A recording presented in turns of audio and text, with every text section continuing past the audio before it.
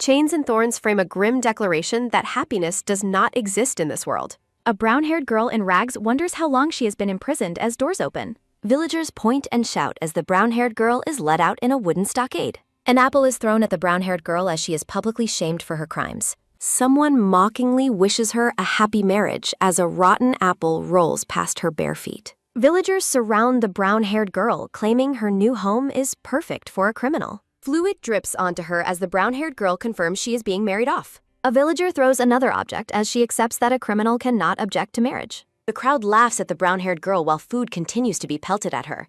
A guard watches as the brown-haired girl is led toward a carriage for her journey. The brown-haired girl clenches her stockade, feeling relief to finally be leaving the kingdom. A villager sneers while expressing his hope that the Beast King treats her well. The brown-haired girl realizes her destination is the land of human-hunting beastkin as monsters howl. History shows a conflict between the kingdom of Ford and the wolf-headed beastkin of the forest. The description highlights that beastkin possess immense size along with incredibly sharp claws and fangs. Scattered documents recount a decades-long Cold War that only recently gave way to renewed diplomacy. Warning signs and bloody imagery illustrate the pervasive human fear of being eaten by beastkin. A decree reveals the Beast King's sudden demand for a bride from the kingdom of Ford. Better dressed but looking miserable, the brown-haired girl reveals she was the chosen wife. She questions why a powerful Beast King would specifically want to marry a human criminal. The villagers continue to leer and laugh as they prepare to send the girl away. The citizens of Ford celebrate being rid of a nuisance by selling her to wolves. Seated inside the carriage, the brown-haired girl notes she is dressed for a funeral.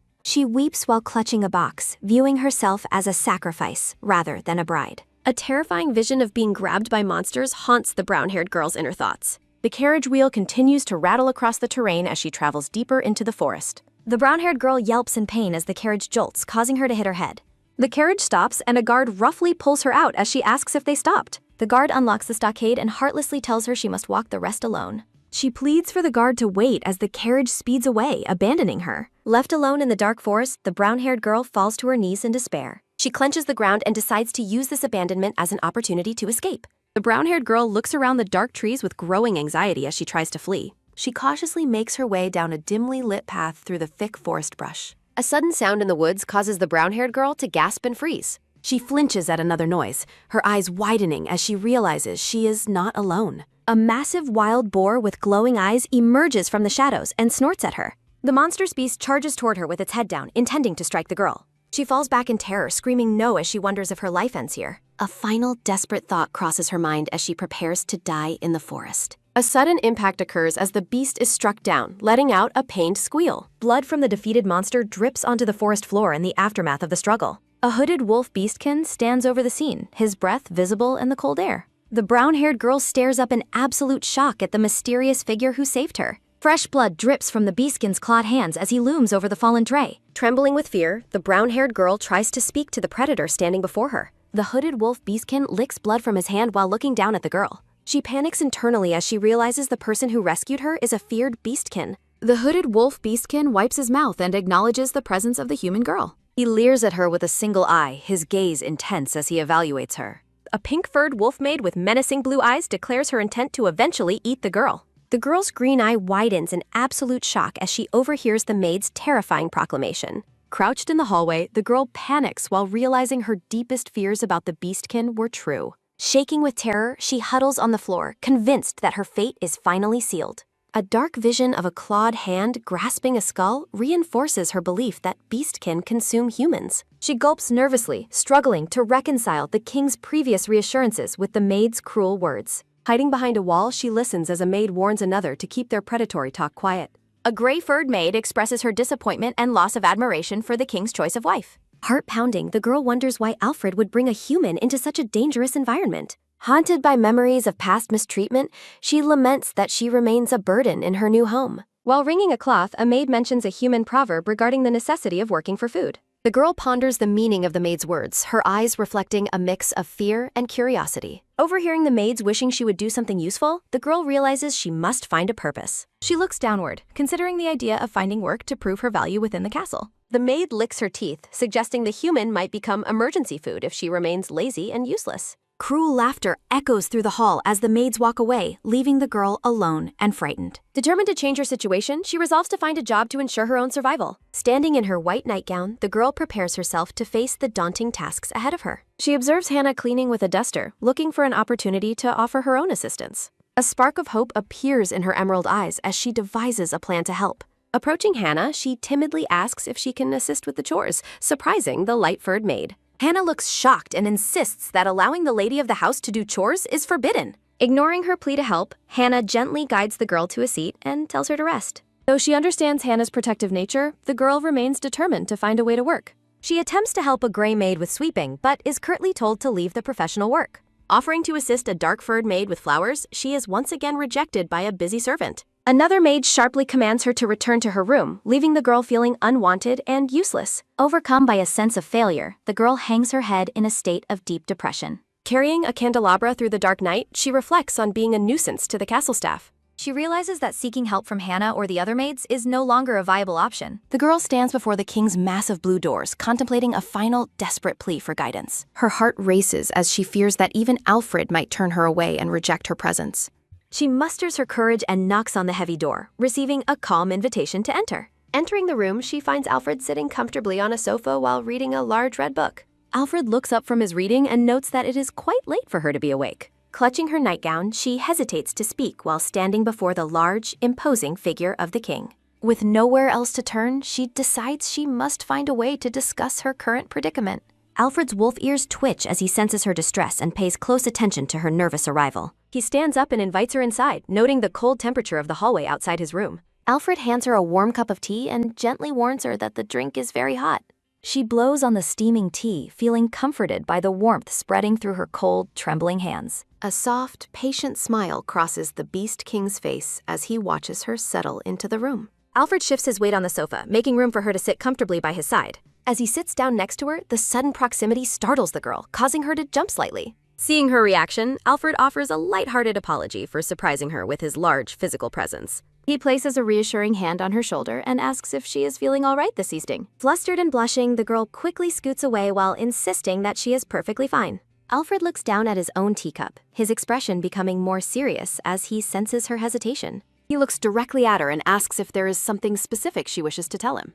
Setting her cup down on the table, the girl resolves to speak up about her desire for work. Prostrating herself, the brown-haired girl begs Alfred to grant her some form of employment. Alfred stares at her with a confused expression, questioning the meaning behind her request. Amelia considers her secret, realizing she cannot reveal the cruel comments she overheard the maids making. Amelia describes her past labor in prison, and Alfred reacts with surprise at her sudden confession. Alfred adopts an intense expression while asking if she was treated like a common slave. Amelia flinches and stammers as she struggles to respond to the king's stern and focused questioning. Alfred reaches his large, dark hand toward her while she looks away with a troubled expression. Embracing her, Alfred insists her only duty is to remain by his side as his wife. Blushing intensely, the girl questions the implications of her specific role as the king's official wife. Amelia imagines a future where her royal duty involves bearing children and providing the king descendants. Panicking at the thought of motherhood, Amelia pushes Alfred away and screams that she cannot do it. A close-up of her vibrant green eye captures her sudden gasp and overwhelming sense of shock. Amelia stammeringly apologizes to Alfred for her sudden frantic outburst and physical rejection of his touch.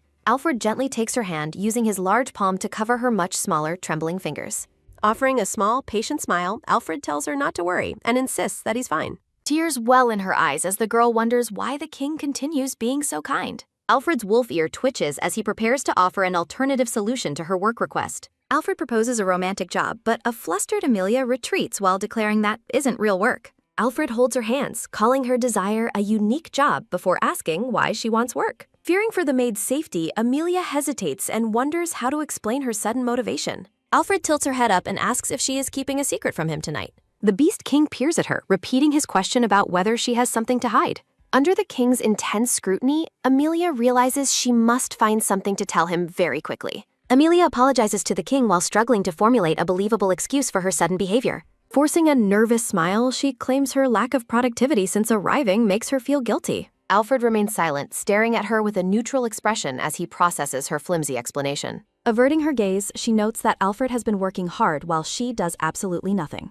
Amelia hangs her head in shame, feeling terrible for lying to the king about her motivations. Alfred looks down thoughtfully, the soft light illuminating his ornate black and gold royal garments. While sitting on the bed together, Amelia smiles warmly and reflects on the king's genuine kindness. Amelia dozes off while wondering about her future job, then wakes up to a sudden rustle. Alfred looms over her in the dimly lit room, his presence casting a large, dark shadow. Her heart hammers as the king gazes down at her, wondering if something is about to happen. Alfred's hand reaches toward her chest while she lies there, blushing and trembling with nervous anticipation. Squeezing her eyes shut, Amelia panics and assumes the king is moving in for an embrace. Peeking one eye open, she realizes Alfred was merely reaching out to extinguish the flickering candles. Alfred asks what's wrong as Amelia flinches, her face still flushed with embarrassment and confusion. The king looks away awkwardly, mentioning that he assumed she had already fallen fast asleep. Alfred asks about the candles, but a flustered Amelia rolls over and bids him a quick goodnight. Alfred stares at the unlit candles and sighs, feeling the weight of the awkward, silent atmosphere. Both lie in bed facing opposite directions, blushing while questioning the strange nature of their feelings. Tucked under the covers, Amelia stares into the darkness, realizing she cannot fall asleep at all.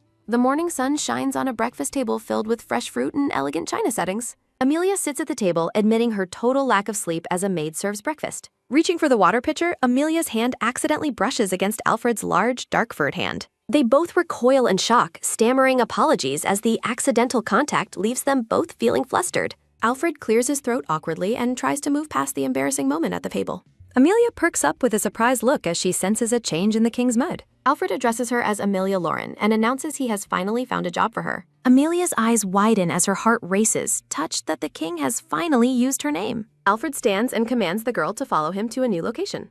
Walking through stone arches, the girl notes that she has never visited this area. Alfred stops at the end of the hallway, his back turned to his wife. Looking around nervously, the brown-haired girl asks the king where he has taken her. Her eyes widen in wonder at the sight of beautiful flowers and fluttering butterflies. Stepping outside, she exclaims that the hidden garden is the most beautiful place imaginable. Amelia admits she had no idea such a lovely place existed within the castle. Approaching a servant, Alfred politely asks for pardon as they walk through the roses. Surprised by their arrival, a wolf maid with a long braid greets the king. Bowing low, the maid flatteringly tells Alfred that he looks as splendid as he always does. Alfred thanks her while Amelia stares, wondering why the maid looks so strangely familiar. Recalling the maid's threat to eat her, Amelia gasps. Alfred asks if something is wrong.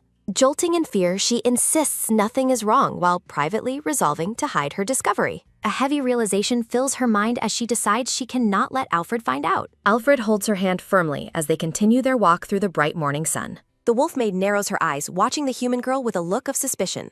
Gnashing her teeth, the maid inwardly curses the human and rejects her as her queen. Entering a glass building, the confused girl asks for the name of the new location. Alfred gestures to the roses, stating he wants her to raise all the flowers here. Alfred confirms that managing the greenhouse will be her official job as the king's wife. A warm memory of watering colorful tulips with a kind woman surfaces in her mind. Tears well in her emerald eyes as she reflects on her lack of happy memories. Sensing her sudden sadness, Alfred leans in and asks if she dislikes the job offer. Amelia eagerly insists she loves the idea and promises to learn everything about flower care. Alfred smiles warmly, praising her spirit and expressing his desire to see many vibrant flowers. A servant interrupts to remind Alfred of his schedule. The king realizes he almost forgot. Alfred waves goodbye, telling Hannah to take care of the rest of the girl's training. Bowing deeply, the grateful girl thanks the king for giving her a sense of purpose. Hannah whispers that every previous queen has traditionally taken care of this specific greenhouse. A vision of the king's late mother tending to red roses appears in the light.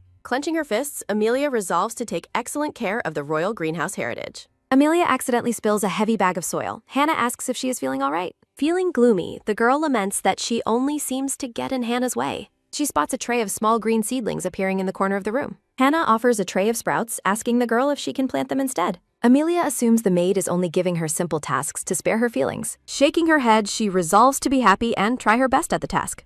A shadowy figure watches from outside the glass walls of the quiet castle greenhouse. Wiping sweat from her brow, she imagines the greenhouse looking prettier with more flowers. The girl notices a massive, unstable stack of old buckets and barrels in the corner. Fearing Hannah might get hurt, she approaches the high stack to try and secure it.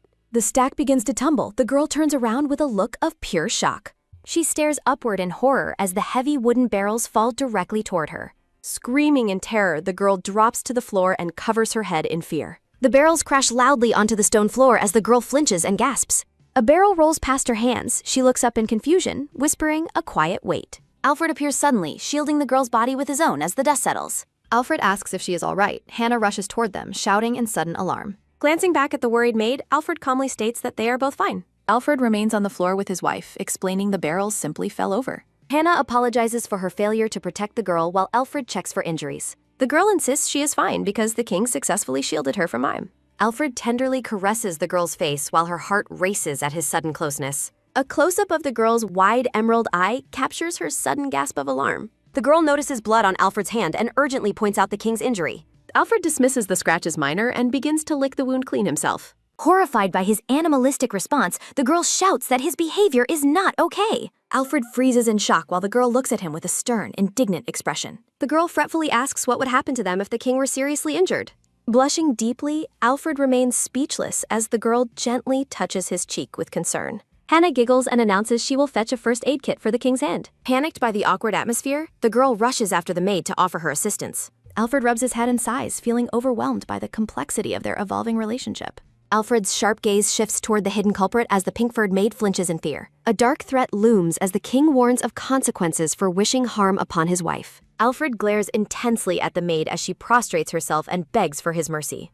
The king sternly commands the whimpering maid to remain silent as he looms over her. Alfred issues a final warning that he will not tolerate another attempt on his wife's life. The king walks away from the cowering servant, leaving her trembling in his powerful wake. Alfred ponders if the girl's request for work was motivated by the staff's hostility. Time passes as the girl works diligently in the greenhouse without any further dangerous incidents. The greenhouse erupts into a vibrant display of flowers as the girl and Hannah celebrate. Amelia credits Hannah for the success, while the maid insists it was the lady's hard work. Hannah mentions the king's inevitable delight, but Amelia looks away with a troubled expression. Amelia gazes sadly at the specific rose bushes that have yet to bloom in the greenhouse. A memory reveals Alfred explaining that these specific roses represent the royal family's ancient crest. Resolved to succeed, Amelia stands up and calls out for Hannah to assist her further. During a meal, Amelia abruptly leaves the table to return to her duties with the flowers. Alfred wakes up alone in bed, wondering about Amelia's whereabouts as she continues her work. Alfred sits contemplatively, noting that Amelia has been acting strangely distant and dedicated to work. Hearing a knock, the king grants entrance and watches the door as it begins to open. Hannah enters the room to deliver an important update regarding the girl's recent activities. Amelia's tired eyes reflect her exhaustion as she struggles to stay awake during the night. She reflects on her lack of botanical knowledge and her insecurity regarding her royal status. Amelia spends the night studying flower care and taking meticulous notes from an old book. Determined to protect the king's legacy, she resolves to keep his beloved roses from withering. Standing among the roses at night, Amelia cries out in frustration as her efforts fail. A large hand gently pats her head as she huddled on the stone greenhouse floor. Alfred stands behind his wife, his presence offering a silent comfort in the quiet garden. Amelia immediately falls to her knees and stammers an apology for her perceived failures. Crying, she mentions the roses he entrusted to her, while Alfred tells her to look up. Amelia raises her tear-streaked face, looking at the king with an expression of pure heartbreak. Alfred effortlessly lifts his wife into his arms against a backdrop of soft, shimmering light. A single tear falls from her eye as she wonders about the king's sudden actions. Alfred carries a bewildered Amelia out of the greenhouse, his face set with a firm purpose. The king places the startled girl onto the back of a large white horse outside. The castle staff watches in confusion as the king prepares for an unplanned departure. Alfred orders the servants to redirect visitors as he prepares to ride off with his wife. A miniature version of the girl questions the reality of her sudden and romantic situation. The king and his wife gallop away into the distance, leaving the castle behind them. A white horse stands alone in a misty, sun-dappled forest as the journey begins. Amelia asks the king about the nature of the beautiful forest they are currently exploring. They arrive at a riverside garden, the ancestral home of the royal family's sacred roses. Delighted by the vibrant flowers, she kneels down to admire the stunning and colorful blooms. Alfred mentions that a significant legend exists regarding the historical origin of these specific roses. He describes how a dying ancestor was saved by a goddess offering roses and spring water. The ancestor added the rose to the crest as a permanent show of deep gratitude.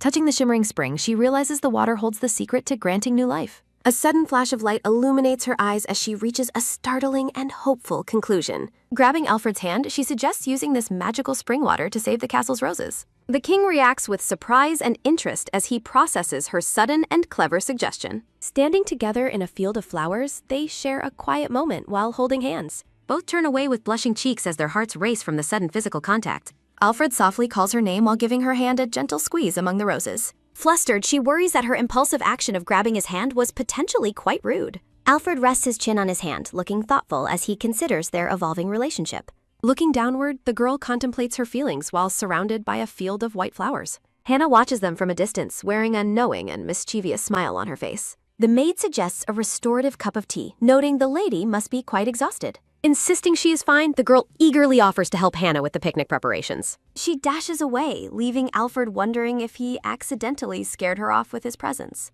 Alfred touches his chin in confusion, pondering why she fled from him so very quickly. Helping the maid prepare for tea, she assists Hannah in spreading out a pink cloth.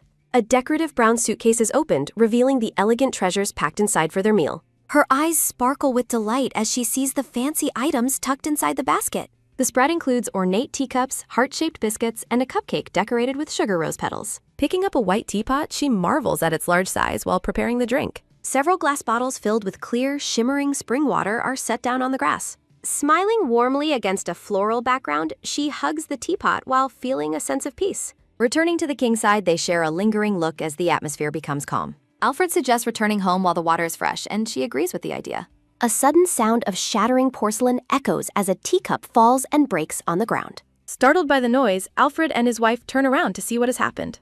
Masked wolfmen have kidnapped Hannah, demanding valuables while holding a sharp knife to her throat. Horrified by the danger her friend is in, the girl screams Hannah's name in shock. Alfred stands protectively in front of his wife as more growling enemies emerge from shadows. The Beast King's expression darkens with rage as he gnashes his teeth and lets out growls. Stepping forward, Alfred demands to know if they realize they are trespassing on royal grounds. The thief threatens Hannah, but Alfred commands silence with a powerful roar that vibrates the air. Commanding his guards to arrest the criminals, the king lunges forward to protect his household. Hannah is shoved aside while the girl rushes to her, unaware a thief is lunging behind. Alfred strikes the attacker with a heavy blow, stopping the threat before it reaches his life. Looming over the thief, Alfred warns that harming Amelia will result in a slow, painful death. The bandits are tied up as the carriage races back to the castle at sunset. Once they return, Alfred asks if she is tired, but she says she is fine. She worries that the king is exhausted after the day's stressful and very dangerous events. Dismissing her concerns, Alfred asks if she believes the special roses will truly be okay. She carefully pours the revitalizing spring water onto the withered rose bushes, hoping for a miracle. With her heart racing in anticipation, she watches the soil to see if anything happens.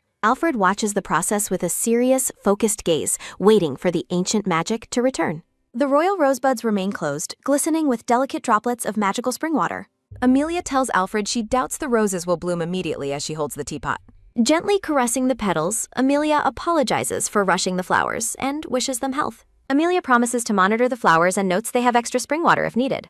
Alfred looks at his wife and agrees that her plan to monitor them is correct. Alfred's purple eye widens in surprise as he notices a sudden change in the roses. Alfred calls out for Amelia to look at the miraculous transformation occurring before them both. Amelia gasps in shock and asks what is happening as the flowers begin to stir. The legendary bicolored rose suddenly bursts into full bloom, radiating a magical, shimmering light. Amelia's eyes sparkle with pure joy and amazement as she exclaims at the beautiful sight. Embraced by floral sparkles, Amelia excitedly tells the king that his plan worked perfectly tonight. Touching the vibrant petals, Amelia thanks the flower for blooming and admires its immense beauty. Alfred watches his wife's happiness and reflects on a secret he has yet to share. Ancient text reveals these are the queen's roses, and blooming them proves one's royal qualification. Alfred reaches out with his gloved hand toward Amelia, intending to share a tender moment. Amelia makes a confused sound as she feels the king's hand gently touching her face. Looking at her with soft eyes, Alfred blushes slightly while the atmosphere becomes deeply romantic. While Alfred lifts her chin, Amelia stares into his eyes, her heart swelling with emotion. Amelia addresses the king with a soft, trembling voice as the sun sets behind them. Startled by the intimacy, Amelia's hands slip and she accidentally drops the heavy porcelain teapot. With lightning reflexes, Alfred reaches out and catches the falling teapot before it hits ground. Alfred holds the teapot while a flustered Amelia stammers an apology for her sudden clumsiness. Amelia shyly glances at the king, her face burning with embarrassment after the near accident. Clinging to the teapot, Amelia realizes her heart is racing uncontrollably from his intense proximity. Alfred clears his throat and credits Amelia's idea for the success of the rose revival. Blushing deeply, Amelia shyly insists that her contribution to the roses was actually quite insignificant. The king and queen walk together peacefully through the garden, surrounded by flourishing, colorful blooms. While in the library, Amelia reacts with horror upon learning that Hannah has been injured. Alfred explains Hannah's injury prevents her return, making Amelia realize the maid suffered that day. Amelia reflects on Hannah's kindness and resolves to do something special to help her friend. Determined to help, Amelia firmly grips her book as she prepares to depart the castle. Amelia approaches the king and calls out his title, seeking his permission for her plan. Peeking from the carriage curtains, a hooded Amelia looks out as they travel toward town. Amelia notes the size of the city and realizes they haven't reached their destination yet. Pleading with the king, Amelia insists she really wants to go and help the maid. Twirling in her new pink disguise, Amelia asks the king about the purpose of her outfit. Alfred explains the disguise is a safety precaution before announcing their arrival in the city. Peeking out with curiosity, Amelia acknowledges the king's announcement that they have finally arrived. Alfred steps out of the black carriage, his presence commanding attention in the busy city street. Amelia notices something through the carriage door, her green eye reflecting her sudden, sharp alertness. Clutching her flowers, Amelia walks through the crowded city while her heart beats with nervous excitement. Standing among blue flowers, Alfred offers his hand to guide his wife through the city. Amelia gasps as she looks at the king's outstretched hand, her eyes wide with surprise. Placing her hand in his, Amelia accepts Alfred's lead as they continue their journey together. Hannah rests in a large bed, her leg heavily bandaged as she smiles with relief. Amelia expresses relief at Hannah's recovery, while the maid admits her inability to walk is frustrating. Amelia panics and tells Hannah to lie down when the maid mentions trying to use her lead. Alfred tells Hannah to rest and notes that Amelia wants her to rely on them more. Amelia presents a bouquet and herbal medicine she made, eager to help her dear friend heal. Hannah thanks the lady with tears of gratitude, but a sudden loud sound startles them. Alfred asks for confirmation after Hannah mentions the testing of fireworks for today's annual festival. Hannah realizes something and suggests the king and his lady should attend the festival together. A bustling festival fills the city with banners, colorful balloons, and a lively, noisy crowd. Alfred and a hooded Amelia walk through the crowded streets while the city's clamor surrounds them. A wolfman laughs nearby as Amelia flinches, feeling overwhelmed by the loud and crowded atmosphere. Feeling anxious, Amelia tugs on Alfred's sleeve while her heart hammers with sudden, sharp fear.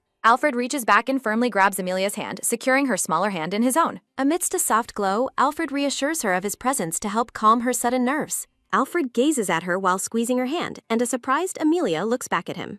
Relieved by his touch, Amelia breathes a sigh of relief and offers a sweet, happy smile. Alfred offers a rare, gentle smile as he continues to guide her through the festive street. A merchant invites the couple to take a look at his wares as they pass by. Alfred shows Amelia various items at a jewelry stall while she looks on with nervous curiosity. Amelia looks at a star-shaped fruit in wonder while Alfred points at the interesting market find. Alfred speaks with a vendor while Amelia watches the interaction from behind him with curious eyes. Clutching a small package, Amelia thanks the king for his kindness with a bright, happy expression. Amelia makes a soft sound of surprise as her face becomes noticeably red with sudden embarrassment. In a moment of intense emotional connection, Amelia softly calls out the king's name, Sir Alfred. Holding her gift, Amelia gazes upward and blushes deeply amidst a flurry of pink flower petals. Alfred mentions that he heard the fireworks are scheduled to start soon in the city square. Walking toward the castle tower, Alfred suggests they go see the fireworks displayed together in the square. Amelia reflects on her perfect day, from helping Hannah to finally calling the king by name. Amelia holds a small, whimpering wolf child and wonders what she should do to help him. Noticing a disturbance, Amelia turns around while the crying child draws the attention of the crowd. Alfred calls out Amelia's name as she steps away into the thick crowd to offer assistance. Separated from Alfred, Amelia panics and considers whether she should stay where she currently is. Amelia decides to find the child's parents while the boy points toward a possible direction ahead. A wolfwoman bows and thanks Amelia profusely for finding and returning her lost young son. The woman offers a repayment, but Amelia shyly insists she is simply glad they were reunited. A massive wolfman appears and leers at Amelia, causing her to stiffen in sudden, sharp fear. The mother happily explains to her husband that the hooded girl helped their lost little boy. Sensing a dangerous presence, Amelia urgently resolves to leave the alleyway and get away immediately. The large man blocks her path, asking why she is in such a sudden, suspicious rush. Amelia's eye captures her horror as her heart hammers against her chest in a panic. The man sniffs the air and remarks that something about her scent is suspiciously unusual. Suddenly, the man grabs Amelia's shoulder, making her gasp and struggle in his powerful, frightening grip.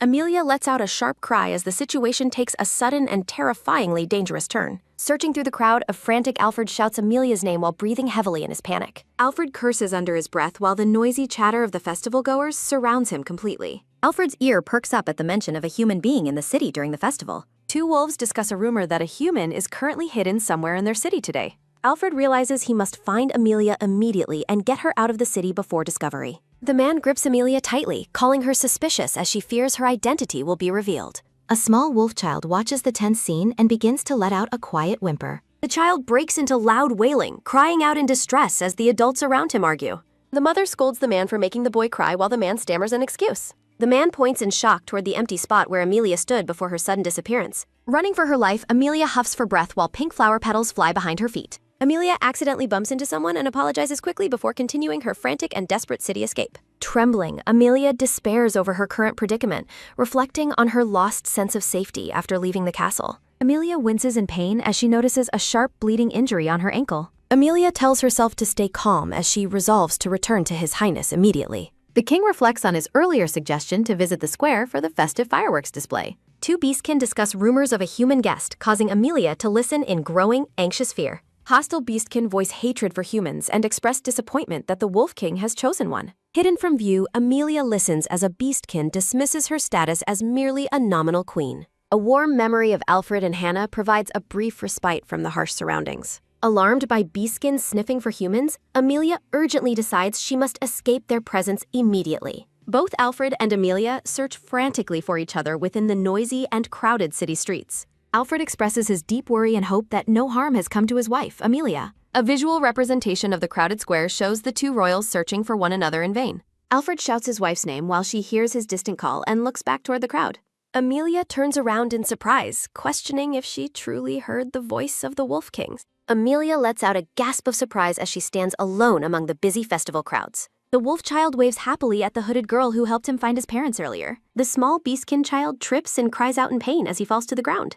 Amelia accidentally bumps into a stranger and stammers a quick apology while trying to navigate the city. A beastkin reacts with shock as he realizes the hooded girl standing before him is actually human. Panic spreads as onlookers identify a human, causing Amelia to despair and wonder what to do. Amelia is startled as the crowd begins to swarm around her, leaving her vulnerable and afraid. A speech bubble amidst daisies expresses gratitude to the lady for the help she previously provided. The small wolf child smiles happily while hugging Amelia's leg during the crowded festival celebration. Amelia softly replies to the child while standing in the shadows of the festive, crowded city street. A large beastkin demands to know what the woman is doing and orders her away immediately. The beastkin roughly shoves Amelia away, causing a small scratch on the wolf child's hand. Amelia winces in pain as she clutches her hand, which was recently scratched during the struggle. The father ignores his son's joy and accuses Amelia of attempting to kidnap his child. Angry beastkin accuse her of kidnapping and demand that she be arrested and thrown into a cell.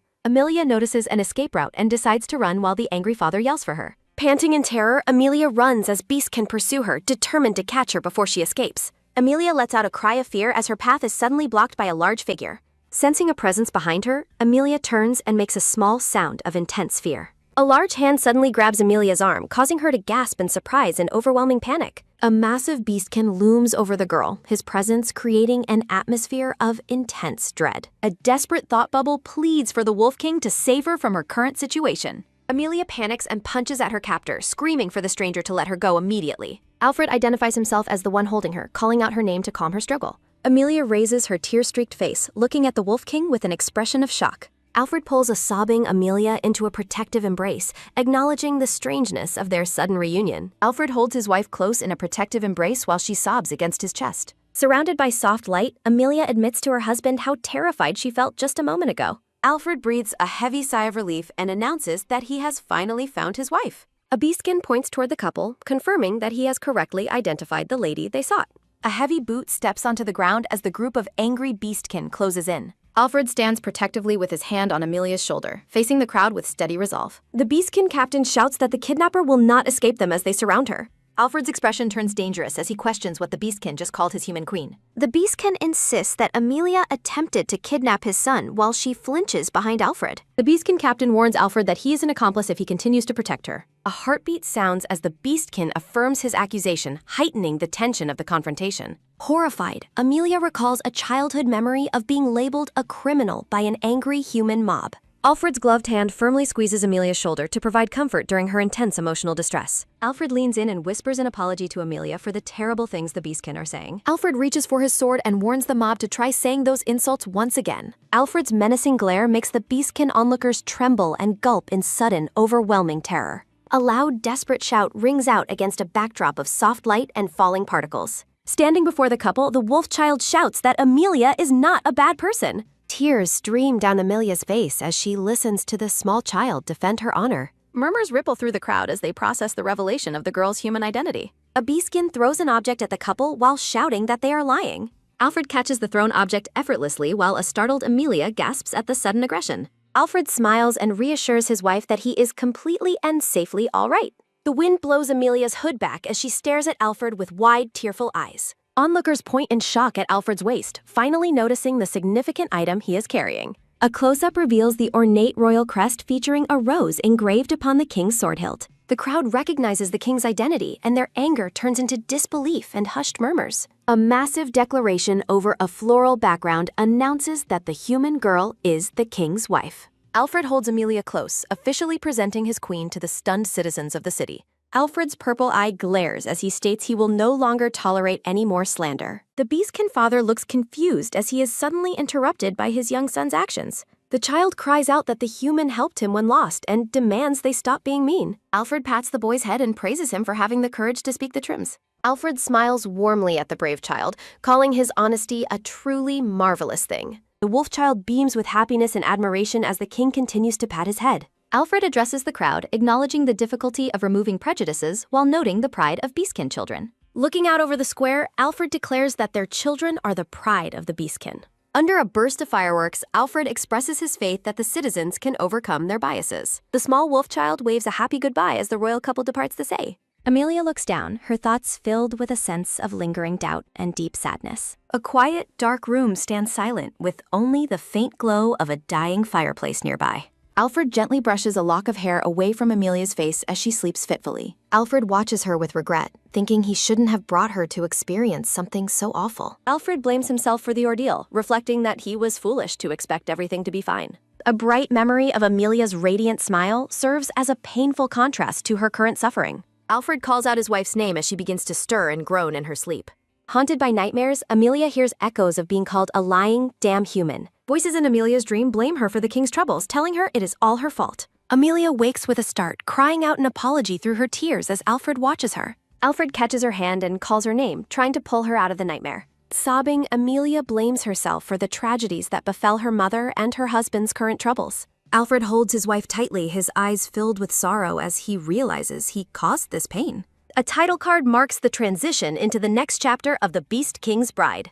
A lone figure in white turns around within a vast, dark, and empty void-like space. A blurry vision of Amelia's birthplace appears, bringing back bittersweet memories of her long-lost home. Young Amelia runs excitedly toward the blurred figures of her parents in a fleeting happy memory. The vision shifts to a burning village, and Amelia collapses in despair over her perceived fault. Bound by thorns and chains, Amelia's internal voice brands her a criminal for the village's destruction. Amelia twitches and turns her head as a familiar voice calls out a fragment of her name. Through her tears, Amelia begins to recognize the voice reaching out to her in the darkness. A loud, sharp cry of her name finally breaks through the nightmare to wake her up. Alfred looks down with a gentle expression and reassures Amelia that everything is all right. Sobbing in Alfred's arms, Amelia thinks it is her fault that he and her mother suffered.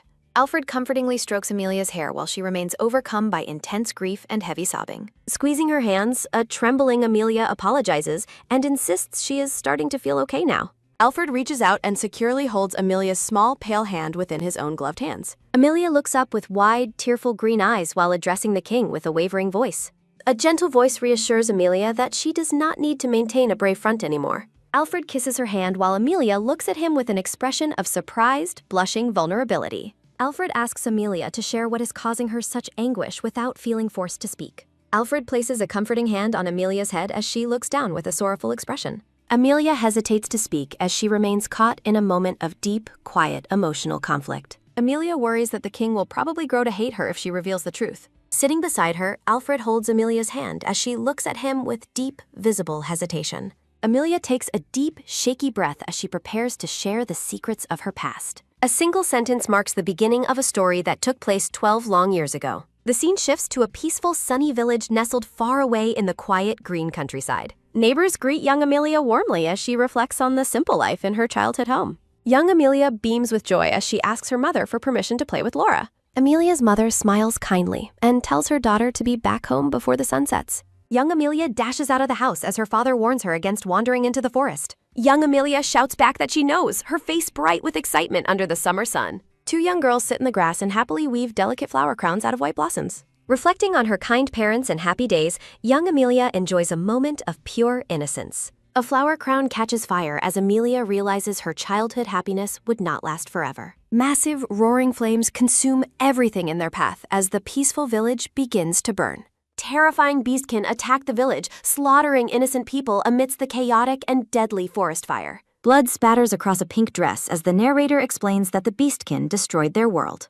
Hiding in the straw, a terrified young Amelia prays that the surrounding nightmare is just a dream. Young Amelia stares in horror at the destruction, while her heart hammers against her chest in panic. Collapsing in the ruins, young Amelia cries out for her parents as she discovers their lifeless bodies. A group of villagers returns to the ruins and reacts with shock at the sight of destruction. Survivors demand to know why Amelia is the only one who managed to stay alive that day. An angry man points at the girl, accusing her of leading the beastkin to their peaceful village. Young Amelia shudders and weeps as the surviving villagers turn their grief and anger against her. Overcome with trauma, young Amelia's vision blurs as she is told the tragedy is her fault.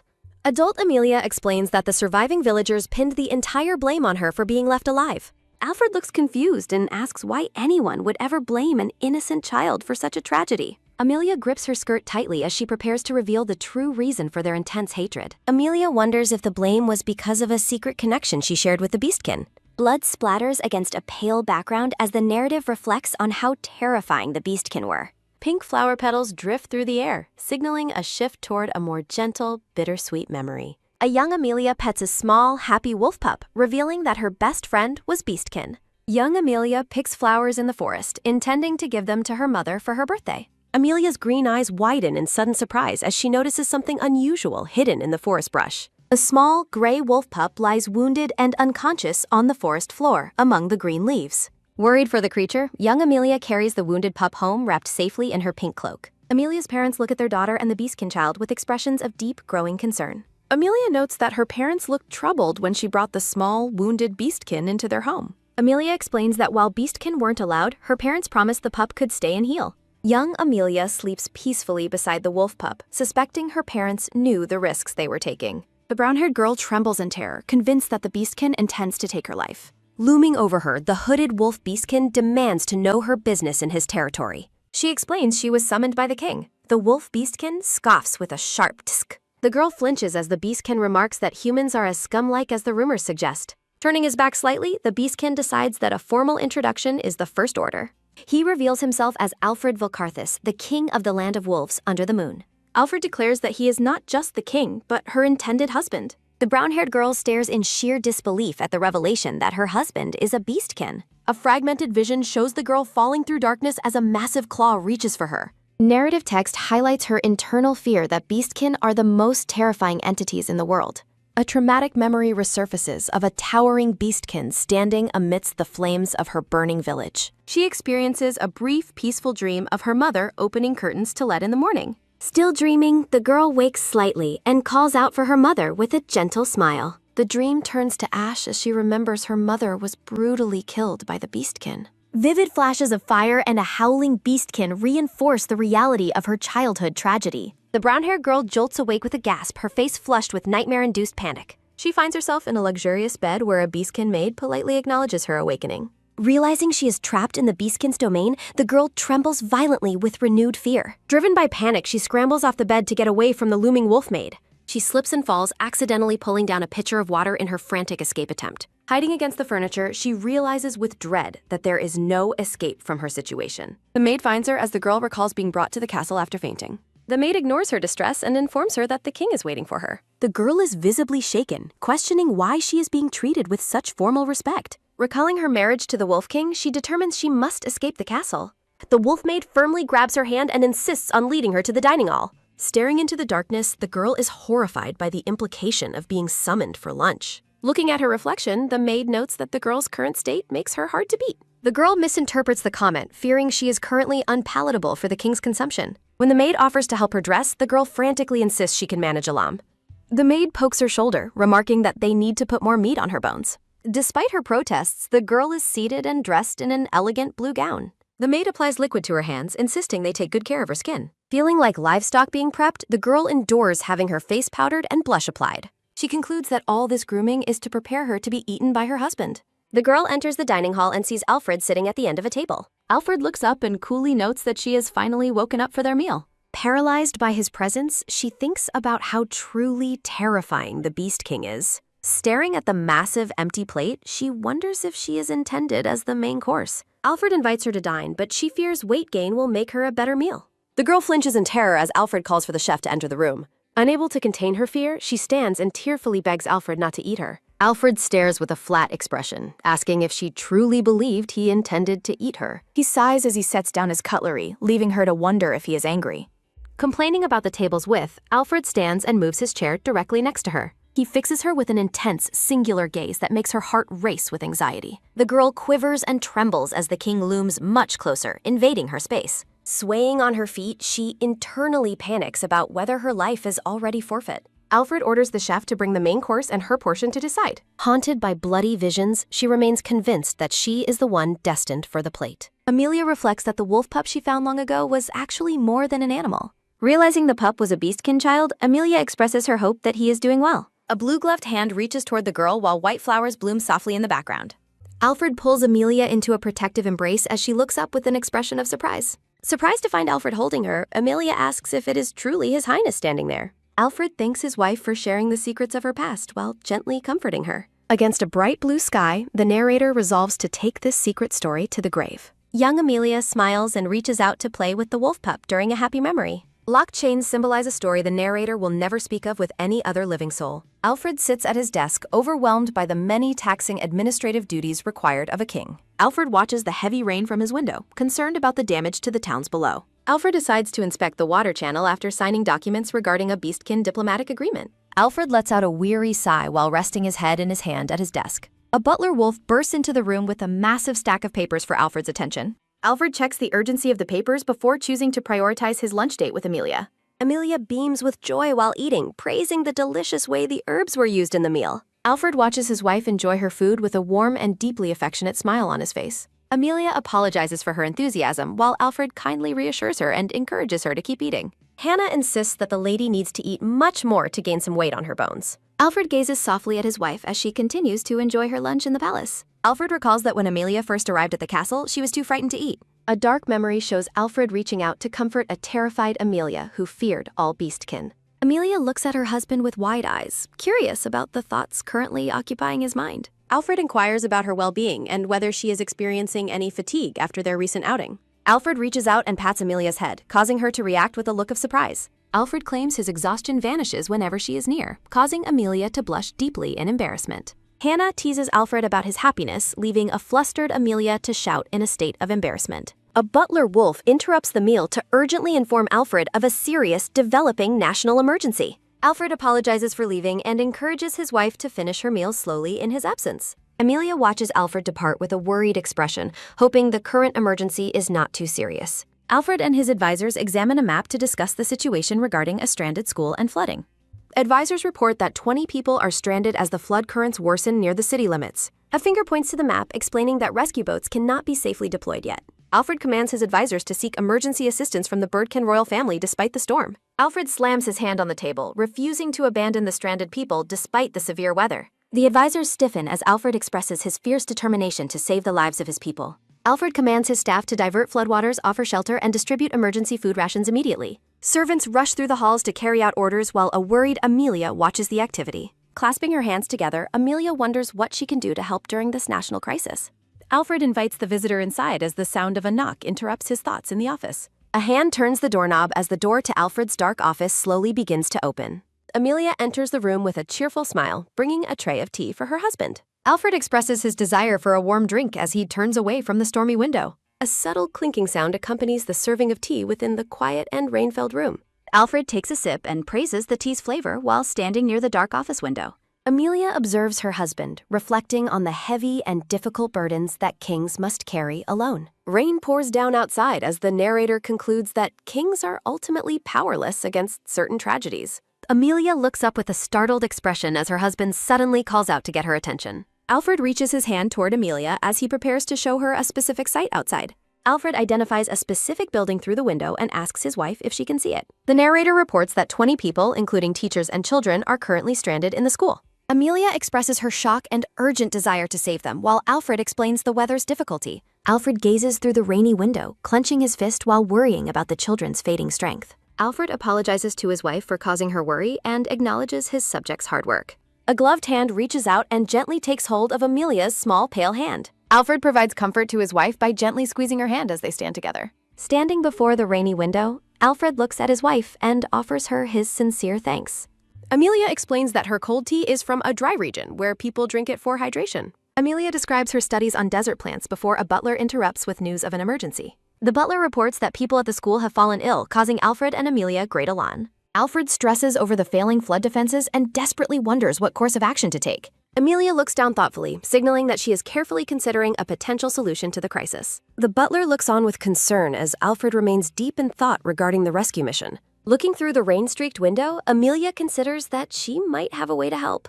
Amelia looks up with a determined expression, her mind set on sharing her idea with Alfred. Rain continues to pour down heavily against the glass panes of the dark palace window. Alfred looks toward his wife with wide eyes as he processes the suggestion she just made. The butler rushes toward Amelia and skeptically questions what kind of idea she could possibly offer. Alfred's hand reaches into the frame to stop the butler's aggressive approach toward his wife. Alfred asks Amelia to forgive the butler, explaining that the man's only son is among the stranded. Amelia reacts with a look of deep sympathy after learning about the butler's personal stake in the disaster. Surrounded by a magical aura, Amelia asks Alfred if he is familiar with the palarogi plant. Alfred looks thoughtful as he recalls that the plant she mentioned is commonly called the water tree. Amelia confirms his memory, explaining that the desert plant bears a very hard type of fruit. Amelia explains that the fruit is capable of absorbing and storing massive amounts of water within itself. The two Beastkin assistants realize the potential of using the fruit to combat the rising floodwaters. Amelia looks concerned and bites her lip, wondering if her proposed plan will actually be successful.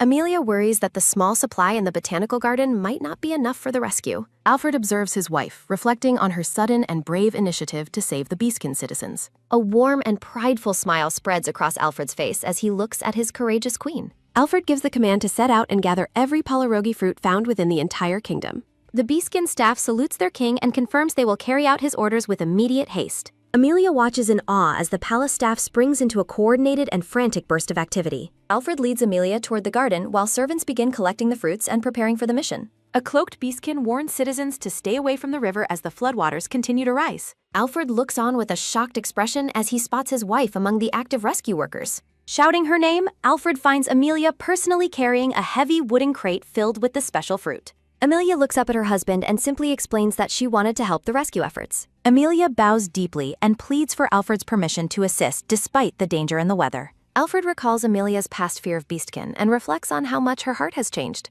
Alfred grants his permission but strictly orders Amelia to stay right by his side for her safety. Amelia and the other servants work together to carry the crates of fruit through the heavy rain. The team works in unison to gather the fruits into a large cloth for easier transport and deployment. Alfred raises his hand and asks if everyone is ready to deploy the fruits into the floodwaters. Holding the fruits, Amelia and the Beastkin assistants wait for the final command to begin the toss. A Beastkin servant begins the countdown, signaling everyone to prepare for the first lunch. The countdown continues as a determined Amelia grips a fruit and prepares to throw it. On the count of 3, the team tosses the fruits into the churning water with large splashes. Amelia clasps her hands and prays fervently that her plan will save the people at the school. Beneath the surface of the flood, a palarogi fruit begins to crack as it starts absorbing water. A Wolfkin citizen points toward the distance and shouts for everyone to look. Amelia prays fervently as the surrounding Beastkin begin to murmur with anticipation and curiosity. Amelia looks up in surprise as the floodwater recedes, prompting the Wolfkin guards to cheer. The sun shines on the school building as a Wolfkin father reunites with his children. A small wolf child looks up with joyful, teary eyes while shouting in sudden recognition. The father tearfully embraces his child while the royal couple watches the happy family reunions. Alfred looks off to the side with a thoughtful expression while considering a lingering issue. Alfred identifies the floating bubbles as Amelia panics over the unexpected side effect of her plan. Bouncy water bubbles float through the air as the citizens begin to play with them happily. Amelia feels depressed for not anticipating the outcome while Alfred laughs at the whimsical scene.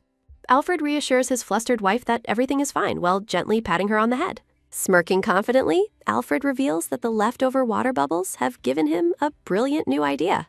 A soldier reports that the western lands have secured plenty of water using the palarogi fruits. Alfred expresses his satisfaction, noting that the surplus water should resolve the kingdom's drought issues. Amelia learns about the drought problem and looks surprised as Alfred explains the situation to her. Alfred smiles warmly at Amelia while crediting her idea for resolving the national water crisis. Beaming with joy over her tea, Amelia expresses her sincere happiness at being able to help. Alfred's heart skips a beat as he gazes intensely at his wife's radiant and happy smile. Alfred quickly turns his head away, looking flustered by the sudden surge of affection he feels. A butler approaches with a large stack of documents, noting that the king's work has accumulated. The butler apologizes for the interruption while placing the heavy pile of paperwork on the table. Alfred pouts about their interrupted time together while a giggling Amelia offers to help him work. Alfred rubs his chin thoughtfully as he considers his wife's offer to assist with his duties. Alfred reaches out to touch Amelia's face, causing papers to fly everywhere in a sudden breeze. Amelia reacts frantically to the scattering documents while Alfred watches her with a calm, steady gaze. Alfred grumbles about the paperwork constantly getting in his way while he picks up a letter. A pristine envelope sealed with red wax sits atop the pile of recently scattered royal documents. Alfred's expression turns serious and shocked as he begins to read the contents of the letter.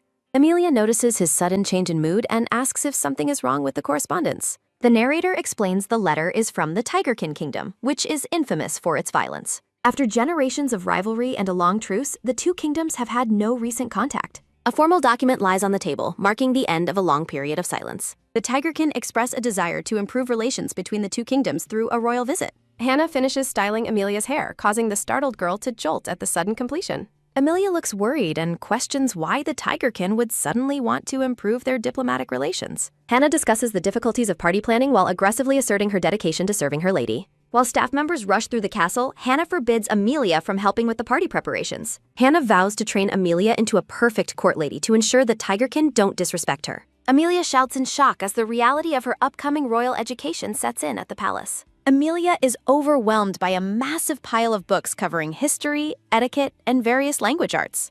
Amelia panics in the library as papers fly around her while she struggles with her assignments. Amelia realizes she must prepare a formal greeting as the official bride of the Beast King. A knock at the library door interrupts Amelia as she sits surrounded by piles of study materials. Alfred enters the room and smiles warmly while asking Amelia how her studies are progressing. Amelia reacts frantically to the king's arrival while clutching her papers with a look of desperation. Alfred laughs about Hannah's strict nature while a flustered Amelia agrees that the maid is intense. Alfred sits beside his wife and recalls that Hannah was also a very strict childhood tutor. The narrator reflects on how hard Alfred has worked throughout his life to become a worthy king. Alfred leans in close to his blushing wife amidst a background of bright, blooming yellow flowers. Hannah slams her hands down, startling the couple and ordering Amelia to get back to her studies. Alfred tells his wife not to push herself too hard, and Amelia obediently promises she won't.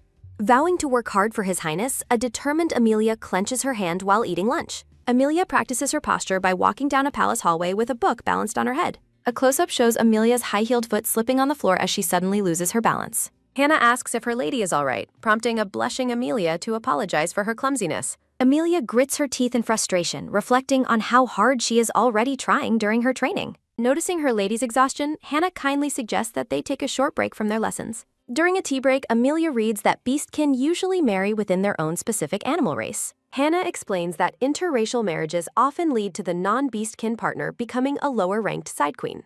Amelia's inner monologue reflects on her growing fear that she does not truly belong in the kingdom. Hannah calls Amelia a special case, leaving the girl to wonder why the maid continues supporting her. Startled out of her thoughts, Amelia confirms she was listening when Hannah calls out to her. Hannah offers a burst of encouragement, telling her lady that she believes in her ability to succeed. The pair resolves to work hard together as Amelia accepts the maid's enthusiastic and loud support. Amelia appreciates Hannah's help but falls while dancing, lamenting her persistent lack of progress in that area. Staring at Alfred's portrait, Amelia vows that she will not do anything to embarrass her royal husband. Hannah informs her lady that she must unfortunately be absent from the castle for a brief period. Amelia reacts with pure, wide-eyed shock at the news of her mentor's sudden and temporary departure. Hannah apologizes for her departure, but Amelia promises to practice her lessons diligently on her own. Amelia cries out as she collapses onto the floor during a solo and difficult dance practice session. Slumped on the floor in dejection, Amelia wonders what she should do about her failing progress.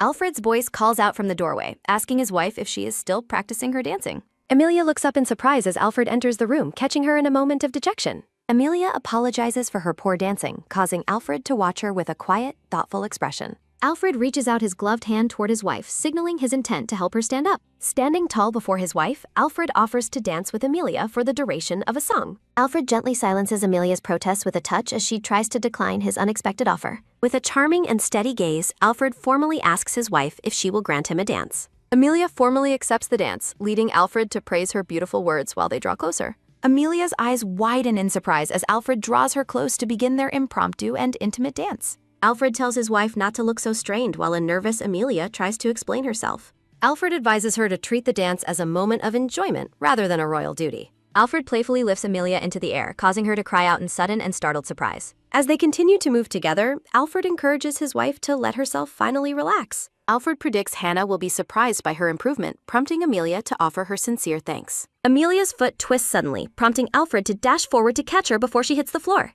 Falling together onto the soft cushions, Alfred asks if she is all right, while Amelia remains speechless. Amelia stares up at Alfred with a blushing face, her heart racing from the sudden close contact. A heavy silence falls between the couple as they maintain their close position amidst the scattered flowers. Alfred leans in closer, his purple eyes fixed intensely on his wife's startled and wide green ones. Alfred's gloved hand squeezes Amelia's arm as the tension between the two reaches a silent peak. Releasing her hand, Alfred apologizes and asks if she is hurt, while a flustered Amelia reassures him. Surrounded by a romantic aura, the royal couple sits awkwardly apart on a white palace sofa. Amelia steals a nervous glance at her husband, her face still burning with a deep, radiant blush. Alfred looks away in deep thought, appearing just as flustered as his wife by their recent encounter. Amelia clenches her hands over her heart, overwhelmed by the sudden and intense heat she feels. Noting the late hour, Alfred stands and announces that they should stop their dance practice session. Alfred turns his back to stop the gramophone, ending the music and the intimate evening moment. Amelia's hand reaches out tentatively toward her husband before she stops herself in the quiet room. Alfred walks away with a stern expression, while a dejected Amelia follows him out of the room. Alfred admits he wants to stay with Amelia longer as she grips his sleeve tightly. Amelia expresses her desire for one more dance to solidify everything she has recently learned. Alfred stifles a laugh while observing his wife's sudden and intense dedication to her training. Alfred breaks into hearty laughter, his previous tension completely vanishing in his wife's presence. Amelia panics and apologizes, fearing that her request was selfish given her husband's clear exhaustion. Alfred's gloved hand reaches out toward Amelia, signaling his intent to grant her earnest request. Standing with a charming smile, Alfred formally asks Amelia if she will grant him another dance. Amelia glows with pure joy and excitement at the prospect of dancing with her husband again. Amelia's small hand rests within Alfred's large gloved palm as they prepare to move together. The royal couple resolves to make the upcoming ball a success while dancing amidst floating flowers. Hannah stares in total disbelief at the sight of her lady dancing with such sudden grace. Hannah praises the lovely dance, but a modest Amelia insists that Alfred was the one leading. After Amelia falls, Hannah reflects on the incredible progress her lady has made in mere days. Hannah's eyes glint with suspicion as she questions if Amelia received secret training from someone else. Amelia smiles brightly while standing near Alfred, her confidence growing after their successful impromptu dance. Fired up with sudden determination, Hannah vows to create the most perfect gown for the ball. Amelia watches in awe as a literal fire of professional passion burns brightly behind her maid. A bicolored rose stands in the palace garden, marking the passage of several training days. While watering the plants, Amelia thoughtfully wonders if there is more she can do to help. Amelia determines that she must find a unique way to contribute to the ball's ultimate success. The bicolored rose reaches full bloom, symbolizing the culmination of Amelia's hard work and preparation. Alfred slams his hands on his desk, his expression turning fierce as a new crisis emerges. Alfred reacts with sudden anger after the butler delivers a distressing official notification to his office. Leaning dejectedly over his desk, Alfred orders the news to be passed on to everyone immediately. Alfred clicks his tongue in frustration, looking completely overwhelmed by the burden of his royal duties. A door slowly opens into a dark bedroom where a single candelabra illuminates the quiet space. Amelia sits up in her bed, deeply focused on reading a large book by candlelight. Alfred's purple eyes peer through the doorway as he silently observes his wife's late-night studies. Startled, Amelia apologizes for being so absorbed in her reading that she didn't hear him enter. Amelia offers her husband a warm and radiant smile, greeting him with sincere affection and respect. Alfred looks at his wife with a pained expression, appearing deeply conflicted about his next words. Alfred reaches out to touch Amelia's face, noting with concern that she looks incredibly exhausted. Amelia explains that she is simply struggling with the small print of a very dense history text. Alfred recognizes the book as a history of the Tigerkin Kingdom and their rival empire, Kegland. Amelia explains her desire to learn everything possible about their rivals before the Grand Royal Ball. Amelia continues reading about the historical reasons why diplomatic relations between the two kingdoms previously ceased. Noticing Alfred's strange and quiet behavior, a worried Amelia asks if her husband is feeling unwell. Alfred looks down at his wife and simply states that his health is not the problem. Amelia reflects on her husband's strange acting and wonders if something terrible has recently occurred. Looking at his wife's happy face, Alfred reflects on how much she is anticipating the event. Amelia's heart begins to race with sudden anxiety as she waits for Alfred's next serious declaration.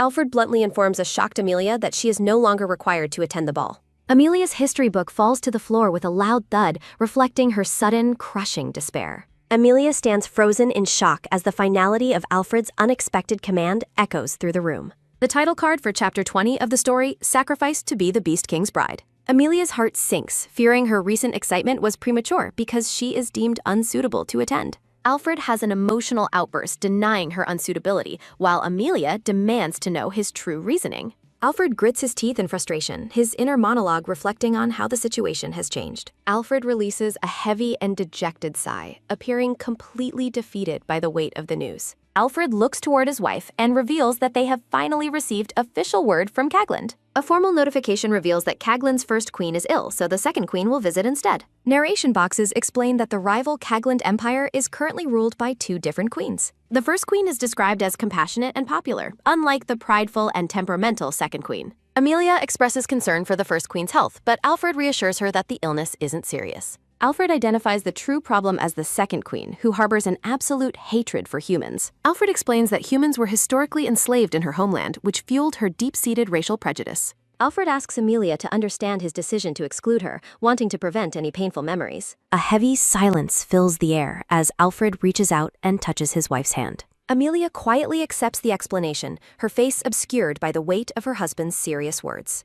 Alfred offers to hold a different ball later, acknowledging the current circumstances are far too dangerous. Amelia suddenly shouts that she still wants to go, shocking Alfred with her unexpected and bold determination. Amelia notes that everyone is working hard and expresses her sincere desire to work alongside them. Alfred warns her that her presence could cause significant trouble for the kingdom and for herself. Amelia declares her unwavering desire to attend the ball specifically for the sake of her husband. Alfred reflects on how much Amelia has changed since her arrival as he looks at her. Alfred reaches out his hand toward his wife, finally won over by her courage and dedication. Alfred vows to protect her during the event while flowers bloom around the blushing young queen. The day of the ball arrives as a knock sounds at the door during final preparations. Alfred enters the room and asks Amelia if she is ready to begin the royal festivities. Alfred's eye reflects a close-up of the beautifully dressed Amelia, showing his deep and immediate admiration. Amelia stands elegantly in a radiant blue gown, looking like a true and graceful queen of the palace. Alfred gently touches Amelia's face, creating a soft and romantic atmosphere in the quiet room.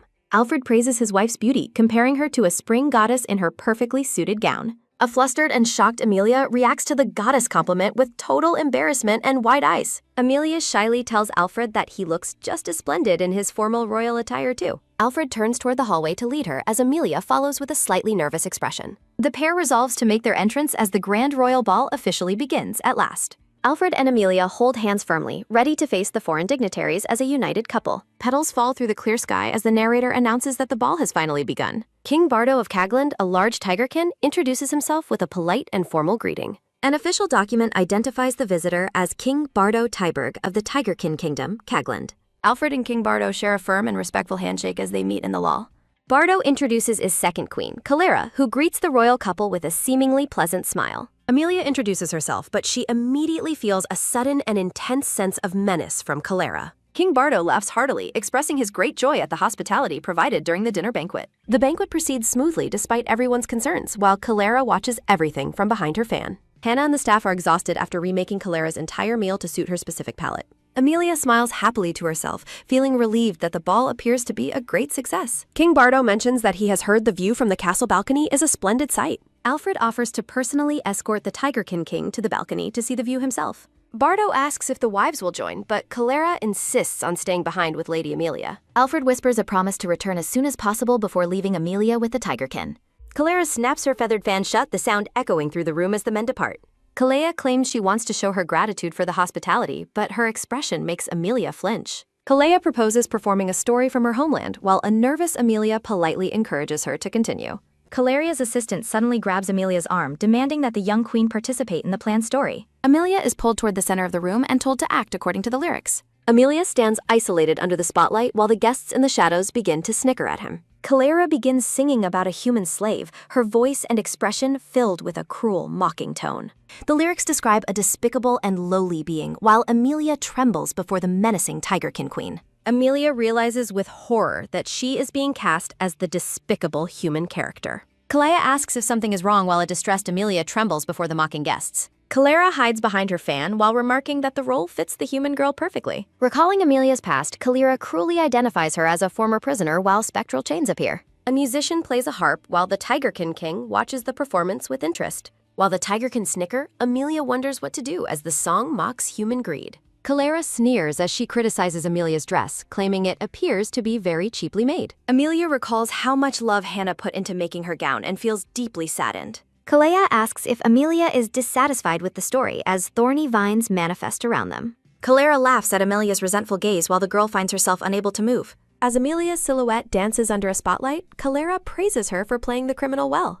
Commanding the miserable human to cry out, Clara watches as Amelia collapses to the floor. Amelia weeps in silence while the cruel song describes the death of the miserable human. Snapping her fan, Clara demands that Amelia hurry up and kiss the ground for them. Amelia's heart races as she clenches her hands, refusing to submit to the cruel performance. Taking a deep breath, Amelia stands and declares her great respect for all of Beastkin. Kalea's face twitches in annoyance as her cruel performance is suddenly interrupted by Amelia's outburst.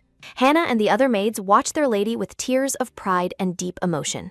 Kalera insists that if Amelia truly respects them, she must continue playing her lowly role. Stepping forward, Amelia declares that mutual respect requires her to understand the Beastkin race much better. Clara is taken aback by the girl's boldness, while her assistant trembles with repressed rage. The enraged Tigerkin raises her fan and screams at Amelia for being a brat.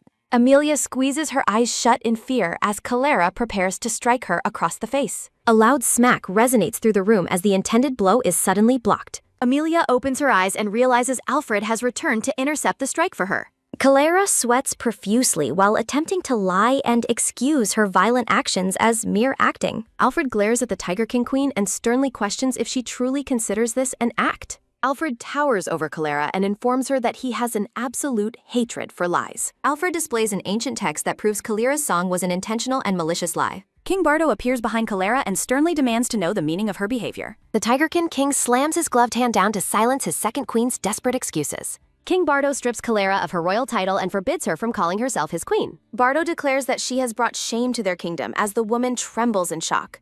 The former queen huffs in rage and casts a final hateful glance at the human. Alfred steps between the women as he prepares to address the disgraced Tigerkin former queen. Alfred warns that mocking his queen is the same as wagering an entire kingdom against his. Clara gnashes her teeth in silent fury as she is led away from the hall. Hannah and the palace maids cheer enthusiastically for their lady's courage and her husband's protection. Amelia gazes up at Alfred with deep admiration after he successfully defends her from the Tigerkin. The discarded fan lies forgotten on the palace floor, signaling the end of the banquet.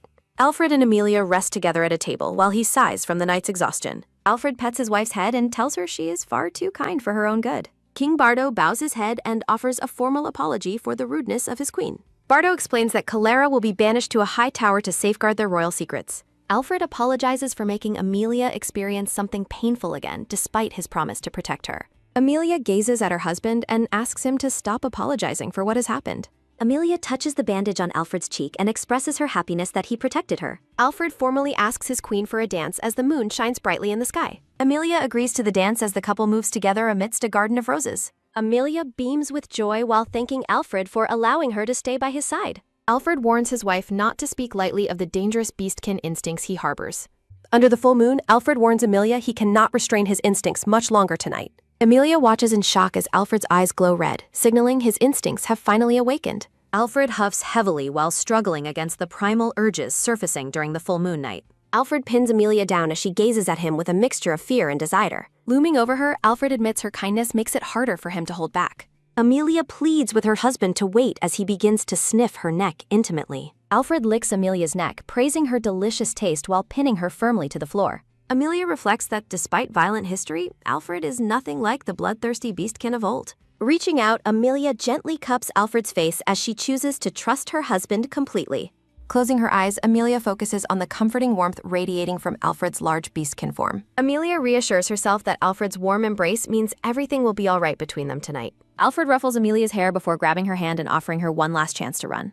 Alfred licks her again, noting her sweet scent while questioning if her silence means she stays. Amelia feels the heat of Alfred's gaze burning into her as their intimacy reaches its peak. Alfred's gloved hand grips Amelia's thigh through her gown as the tension becomes almost unbearable. After staring intensely, Alfred releases Amelia's hand while she gasps for air in the quiet room. Alfred growls in pain, regaining control as his eyes return to purple while Amelia shouts stop. Amelia pushes herself away from Alfred as he continues to huff from the immense physical strain. Looking dejected and ashamed, Alfred offers a sincere apology for his loss of control tonight. Alfred abruptly leaves the room for fresh air, leaving a concerned Amelia alone in the dark. Covering her blushing face, Amelia reflects on how nerve-wracking their intense and intimate encounter was. Gazing out the window, Amelia notes the beauty of the moon that caused their recent crisis. News spreads through the capital declaring that the human queen has successfully defeated the tiger queen. Hannah shows the newspaper to a fretting Amelia, explaining that the citizens are showering her with praise. Hannah explains that citizens now believe Alfred had excellent judgment in choosing Amelia as his queen. Amelia feels conflicted, fearing people are overestimating her worth because of her association with the king. Narration reveals that Alfred did not return to his secret room on the full moon night. At breakfast, a nervous Amelia greets Alfred while wondering how to behave after their recent intimacy. Alfred acts perfectly normal as he politely asks Amelia if she slept well the previous night. Amelia gives a contradictory and flustered answer while reflecting on Alfred's innate goodness despite his instincts. Alfred chuckles at her confused response while Amelia insists that she is feeling perfectly fine now. Alfred acknowledges her well-being over a morning meal of fresh pasta, bread, and some wine. Amelia ponders her next steps while focusing intensely on the events of the previous night's ball. A Wolfkin officer informs Alfred that the citizens now view Lady Amelia with great positivity and favor. Alfred reflects on the previous night, glad the people recognize his wife's amazing and courageous nature. Touching an old photo, Alfred notes that citizens will learn even more about his remarkable queen soon. Alfred is shocked to hear that news of Amelia solving the flood has leaked to the public. The Wolfkin officer admits that he was the one who spread the news about the flood solution. Alfred questions the officer's motivations for leaking the secret, reminding him of his own child's safety. The officer explains he leaked the information specifically to build public support and a shield for Amelia. Alfred accepts the explanation while preparing to leave his seat and address his royal duties. Looking out the window, Alfred realizes his wife now has a protective shield made of the citizens. Alfred turns back to the officer to mention one more thing before concluding their official meeting. Amelia reacts with surprise after learning about a planned campaign tour throughout the entire kingdom. Sipping his tea, Alfred confirms that he will be going on a long journey across the realm. Amelia feels a pang of loneliness at the thought of being apart from her husband for so long. Stealing her resolve, Amelia grips her hands together while preparing herself for her husband's departure. Alfred clarifies that Amelia will be accompanying him on the journey, leaving her completely stunned. A cheerful Wolfkin maid named Alma presents several beautiful dresses for Amelia to choose for the trip. Hannah thinks Amelia is bright while the queen asks what news her maid has. Hannah whispers about a fertility legend, causing a flustered Amelia to blush in shock. The royal carriage departs for a kingdom-wide campaign, heading toward their first destination. Peering out the window, Amelia excitedly spots the ocean as Chapter 23 begins. Alfred leans toward his wife to point out a landmark on the horizon. Alfred pulls a blushing Amelia close as he remembers the maid's words about children. Startled by the sudden intimacy, a flustered Amelia quickly apologizes for her outburst. Amelia explains her excitement comes from seeing the sea for the first time. Alfred smiles warmly while mentioning that their destination features many unusual types of fish. Alfred describes the trade city Tyura's Placenta and its temple famous for accurate prophecies. Amelia expresses interest in hearing a prophecy, but Alfred warns her against ill omens. Amelia resolves to study different religions after Alfred explains the high influence of priests. Alfred hints at another famous local spot, causing Amelia's heart to race with anticipation. Alfred asks if Amelia is feverish, but she insists she is fine despite her blushing. An outside voice announces that the city is finally within their sight. The carriage arrives at a grand white-column temple standing tall against the bright sky. Amelia is awestruck by the temple's size while the high priest offers a greeting.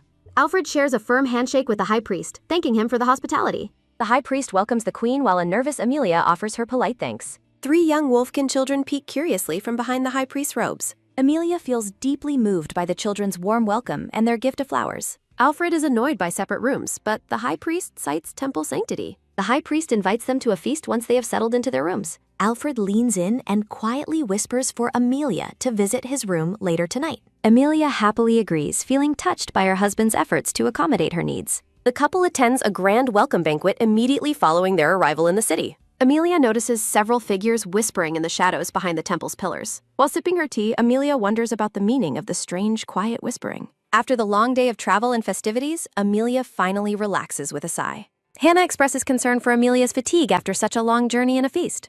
Amelia reassures her maid that the delicious food and lack of alcohol kept her well. Amelia reflects on the kindness of these beastkin compared to those from her tragic past. Hannah prepares to ask her lady a question while Amelia finishes her tea. Hannah holds up a specific dress and asks if Amelia was the one who packed. A sudden knock at the door startles both women as they discuss the mysterious luggage. Amelia nervously invites the visitor to enter the room as the door handle turns. Alfred appears in formal attire, inviting his shocked wife out for a night excursion. Amelia is amazed by the festival's liveliness and realizes Alfred packed her festival clothes. Amelia feels safe among the kind people as a local beastkin offers them a drink. Alfred silences Amelia's question with a finger to her lips as they move alone. Alfred explains that in the city crowd, they are simply just another ordinary couple. Alfred playfully teases Amelia about her attempts to hide his identity on their previous date. Amelia's face turns bright red from the overwhelming embarrassment of her husband's teasing. Amelia stomps her feet in frustration, accusing Alfred of intentionally teasing her. The silhouette of the couple stands beneath the moonlit palm trees of the coastal city. Amelia gazes up at Alfred and asks once more where they are heading to mate. Alfred gently pats his wife's head, reassuring her that they have almost reached their destination. Amelia's eyes widen in surprise as she catches sight of something truly magnificent. They arrive at a moonlit beach where Amelia marvels at the dreamlike beauty of the flowers. Alfred recounts the legend of a maiden whose prayers once calmed the raging ocean. Hearing footsteps, Amelia turns in surprise as a magical pop sounds in the night air. Amelia watches in absolute awe as massive, glowing white flowers begin to bloom before her. Startled by a sudden flurry, Amelia flinches as petals burst into the air around them. Gazing at the glowing white flakes, Amelia wonders if these are the feathers of purification. Alfred explains that this rare, sparkling sight only occurs for one night during the season. Amelia expresses her delight at the dreamlike scene, while Alfred agrees with a soft smile. Under the glowing crescent moon, Alfred and Amelia share a tender moment amidst falling feathers. A heavy bell tolls, casting an ominous shadow over the couple's romantic and peaceful evening. Amelia realizes with horror that the city below is burning as the alarm bell continues. Alfred observes that the strong winds are causing the devastating fire to spread very rapidly. Recalling her own past, Amelia trembles as screams echo from the burning village below them. Alfred grabs Amelia's face, urgently commanding her to snap out of her state of shock. Amelia resolves to pull herself together, knowing she must focus on others instead of herself. The royal couple takes command, directing fleeing citizens to seek refuge inside the local temple. Alfred orders his staff to gather everyone immediately as they rush toward the temple grounds. Alfred studies the city map, questioning where the fire started and noting the warehouse district. Alfred suspects foul play, noting that the warehouse district is an unlikely place for fires. A wolfkin explains that many citizens are slow to seek refuge while searching for family. Amelia asks how she can help as reports reveal the temple clinics are completely overflowing. Alfred orders the entrance cleared to transform the temple into an emergency sickbay immediately. Alfred places Amelia in charge of the sickbay, leaving her questioning her own capabilities. A wolfkin doctor and a maid volunteer their assistance to support Amelia's new medical role.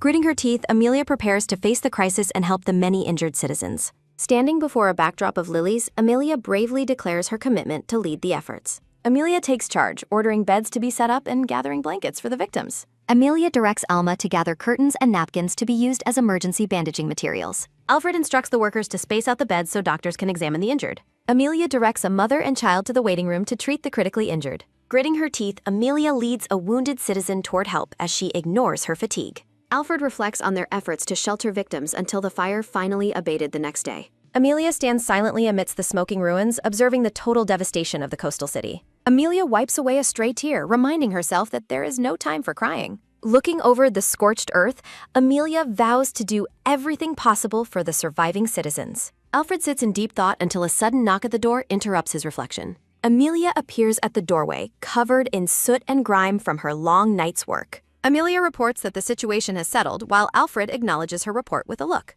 Amelia reports that 18 victims are stable, while Alfred rewards her efforts with a pat. Alfred offers his sincere thanks to Amelia, who reacts with humble shock at his praise. Amelia asks about the fire's status, learning that half the city's homes are now gone. Alfred notes that the safety of merchants and craftspeople will help the city rebuild quickly. Amelia asks if the source of the fire has been found, her face full of concern. Alfred's hand grips tightly in silent fury as he prepares to share a grim discovery. Alfred reveals the dark possibility that the devastating fire was actually an intentional act of arson. A Wolfkin officer warns of a targeted attack and urges the queen to return home. Alfred silences the officer's speculation, while the man bows in a quick and formal apology. Alfred turns away and offers a quiet, brooding apology to his wife for the situation. The butler notes the officer's concern, which Alfred acknowledges with a short and grim reply. A formal decree commands that Amelia must return to the safety of the castle immediately. Amelia questions why she must leave when she wants to stay and help the citizens. Amelia insists on staying with everyone, leaving the staff behind her looking surprised and moved. Alfred advises the brown-haired girl to stop appearing as though she is facing certain death. Leaning in close, Alfred clarifies that his kind does not consume human beings for food. The brown-haired girl reacts with confusion as a wolf servant brings a covered silver dish. The table is filled with fresh bread, garden salad, and a large roasted bird centerpiece.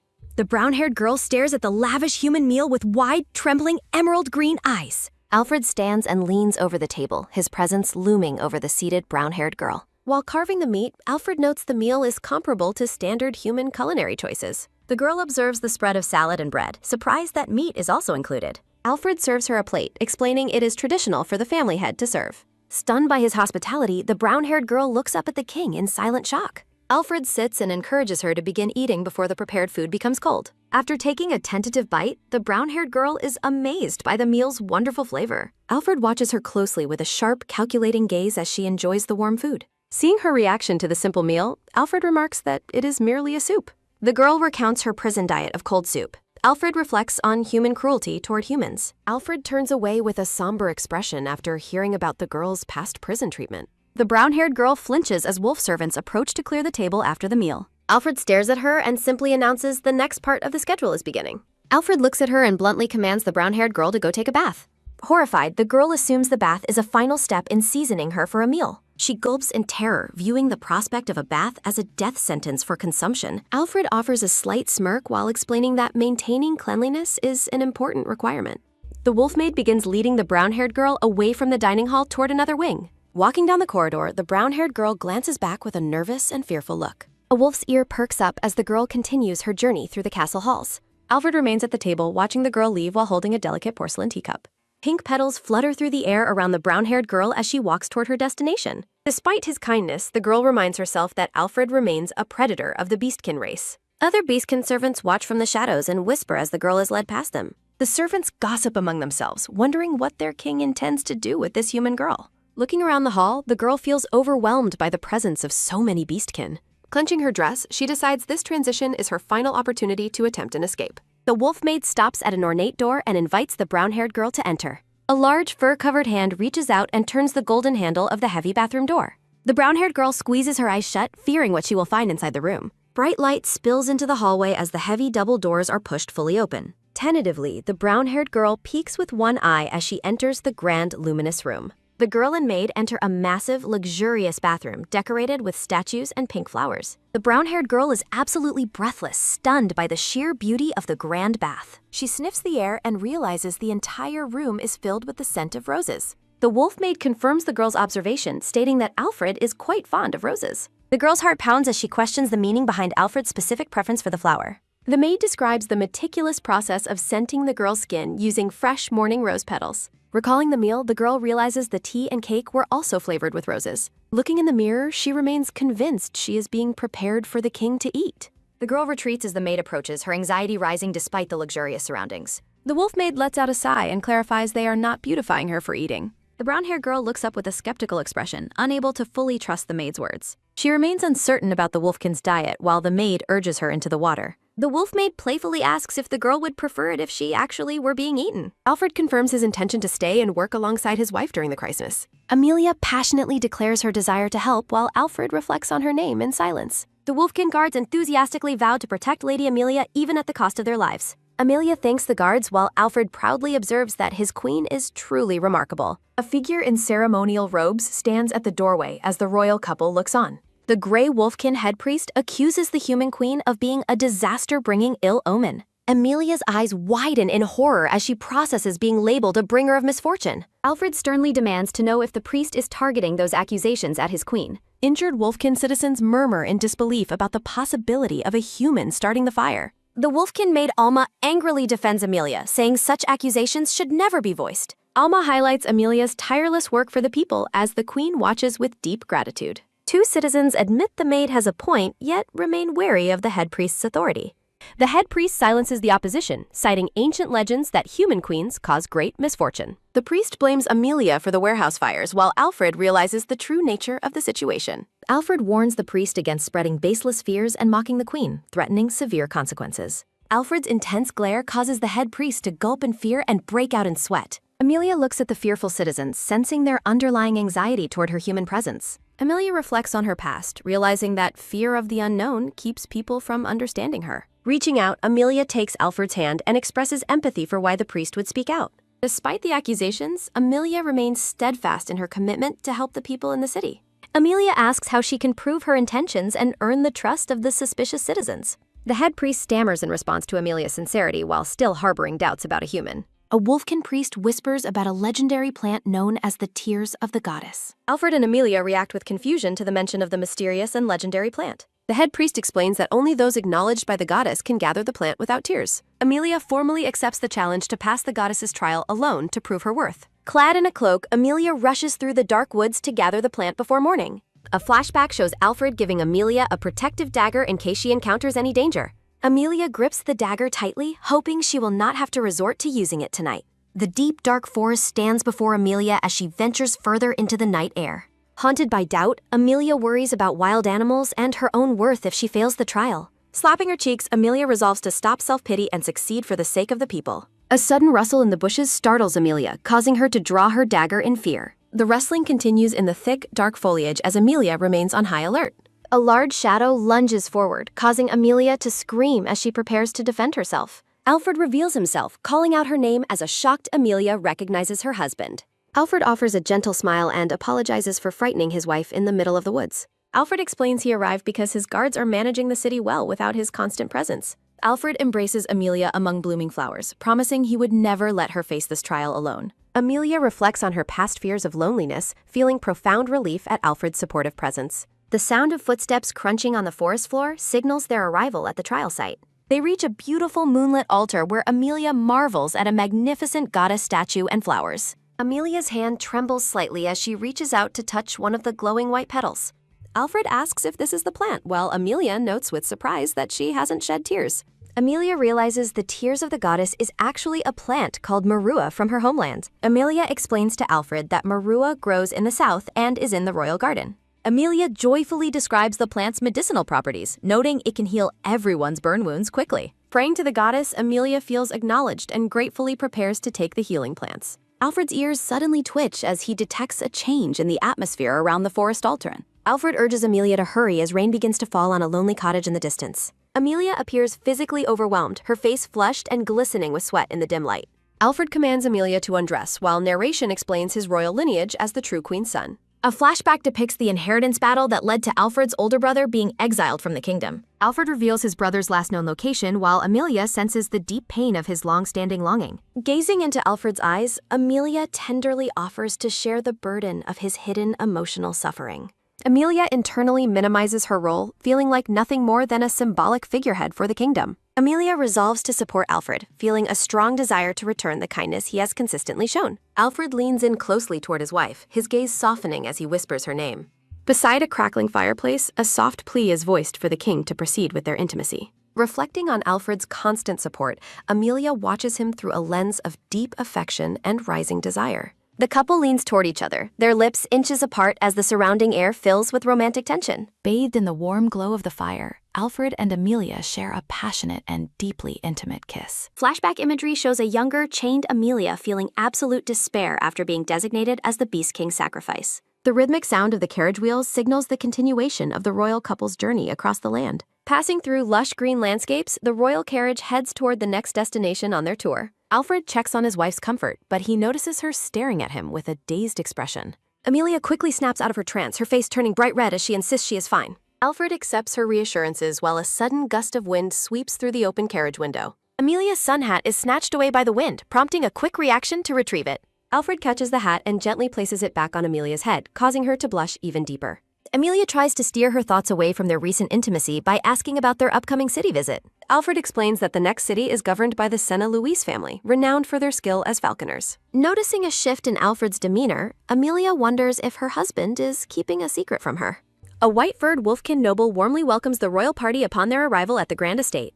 Alfred shares a formal handshake with Duke Santa Louise, expressing his satisfaction with the Duke's well-being. The Duke eagerly invites the couple to tour his new garden, interrupting Amelia's attempt at a formal greeting. Alfred follows the Duke's lead while casting a side glance at Amelia as they head toward the barn. Entering the garden, Amelia is instantly captivated by the meticulously maintained flora and abundant fruit trees. Alfred playfully apologizes for his wife's intense botanical curiosity, much to the Duke's mild bewilderment. Amelia's attention is suddenly drawn upward as she notices a significant movement in the sky. A large bird of prey swoops down from above, startling Amelia as Alfred calls out her name. A massive brown hawk glides majestically through the clear blue sky above the estate grounds. In a display of dominance, a white eagle suddenly dives and perches upon the hawk's back. Alfred moves closer to protectively check on Amelia while feathers from the aerial scuffle drift down around them. A sharp, high-pitched whistle rings out through the air, coming from the white wolfkin standing nearby. Christina, the Duke's daughter, makes a grand entrance with her white eagle companion as the local falconry expert. Approaching closely, Christina remarks on the rumors she has heard regarding the legendary human queen. Narration identifies Christina as the Duke's only child, noting her father's slight disappointment in her tomboyish nature. Despite her father's concerns, Christina is shown as a refined noblewoman who maintains a confident and striking presence. Looking at Christina's intense gaze and charismatic aura, Amelia finds herself feeling an unexpected flutter in her heart. A palace maid finishes settling Amelia into her quarters, offering her assistance before departing for the night. The sound of the door latch clicking shut leaves Amelia alone to reflect on the day's encounters. Alma grumbles about Christina's intimidating personality, while Amelia finds comfort in knowing Alfred is nearby. Morning birds chirp and fly across the sky, signaling the start of a new day at the estate. Over breakfast, Amelia inquires about Alfred's plans for the day, learning he will join the Duke for hawking. Amelia feels a wave of disappointment at being excluded from the hunt as Christina observes her reaction. Christina places her hand firmly on the table, drawing everyone's attention as she makes a sudden move. Leaning in, Christina captures Amelia's hand and invites her to enjoy a private tea time together instead. Amelia enthusiastically accepts the invitation, leaving a slightly sweating Alfred looking on in the background. During their meeting, Christina reveals she was concerned upon hearing news of Amelia using the mysterious water fruit. Christina mentions the palorogi fruit, surprised by how Amelia used it to manage the recent flood. Over tea, Christina explains their land's transformation from desert thanks to trees with deep, protective roots. Christina proudly details her extensive research on disaster prevention and her natural drive to serve the people. Amelia admires Christina's virtues but suppresses her own flustered reaction, reaffirming her devotion to King Alfred. A firm purple fruit is plucked from its vine with a sharp, quick motion. Christina offers the fruit, teasing that it surpasses formal palace meals, much to the head cook's chagrin. Amelia heads back alone, delighting in her enjoyable tea time with the knowledgeable and friendly Christina. Amelia appreciates Christina's offer to walk her back but decides not to impose on her kindness. Amelia envisions Christina as the ideal partner for Alfred, noting their shared refinement and deep mutual understanding. A sudden realization causes Amelia's eyes to widen in shock as she catches a faint sound. Overhearing the staff, Amelia learns of their preference for Christina as queen over an ordinary human. Amelia is paralyzed by the revelation that Alfred and Christina were once formally engaged to be married. Haunted by the image of the couple together, Amelia hides in the shadows, overwhelmed by painful insecurity. Distraught, Amelia stumbles through the palace corridors as the heavy sound of a door echoes nearby. Slumping against the wall, Amelia struggles to process the discovery of her husband's former engagement. The vision of Alfred and Christina's past intimacy continues to torment Amelia as she walks away. Darkness surrounds Amelia as she breaks down into tears, unable to escape her mounting feelings of inadequacy. During an outing, Alfred notices Amelia's distracted state, while Christina comments on their easy rapport. Concerned for her health, Alfred offers to cancel their plans, but Amelia fears being a hindrance. A gloved hand is raised to signal for attention during the awkward silence between the trio. Christina volunteers to join them, offering to escort Amelia back if her condition worsens during the trip. Christina acknowledges Amelia's dedicated nature, understanding that staying behind would only cause the human queen more worry. Christina offers a gentle, encouraging smile as she observes the queen's fragile state.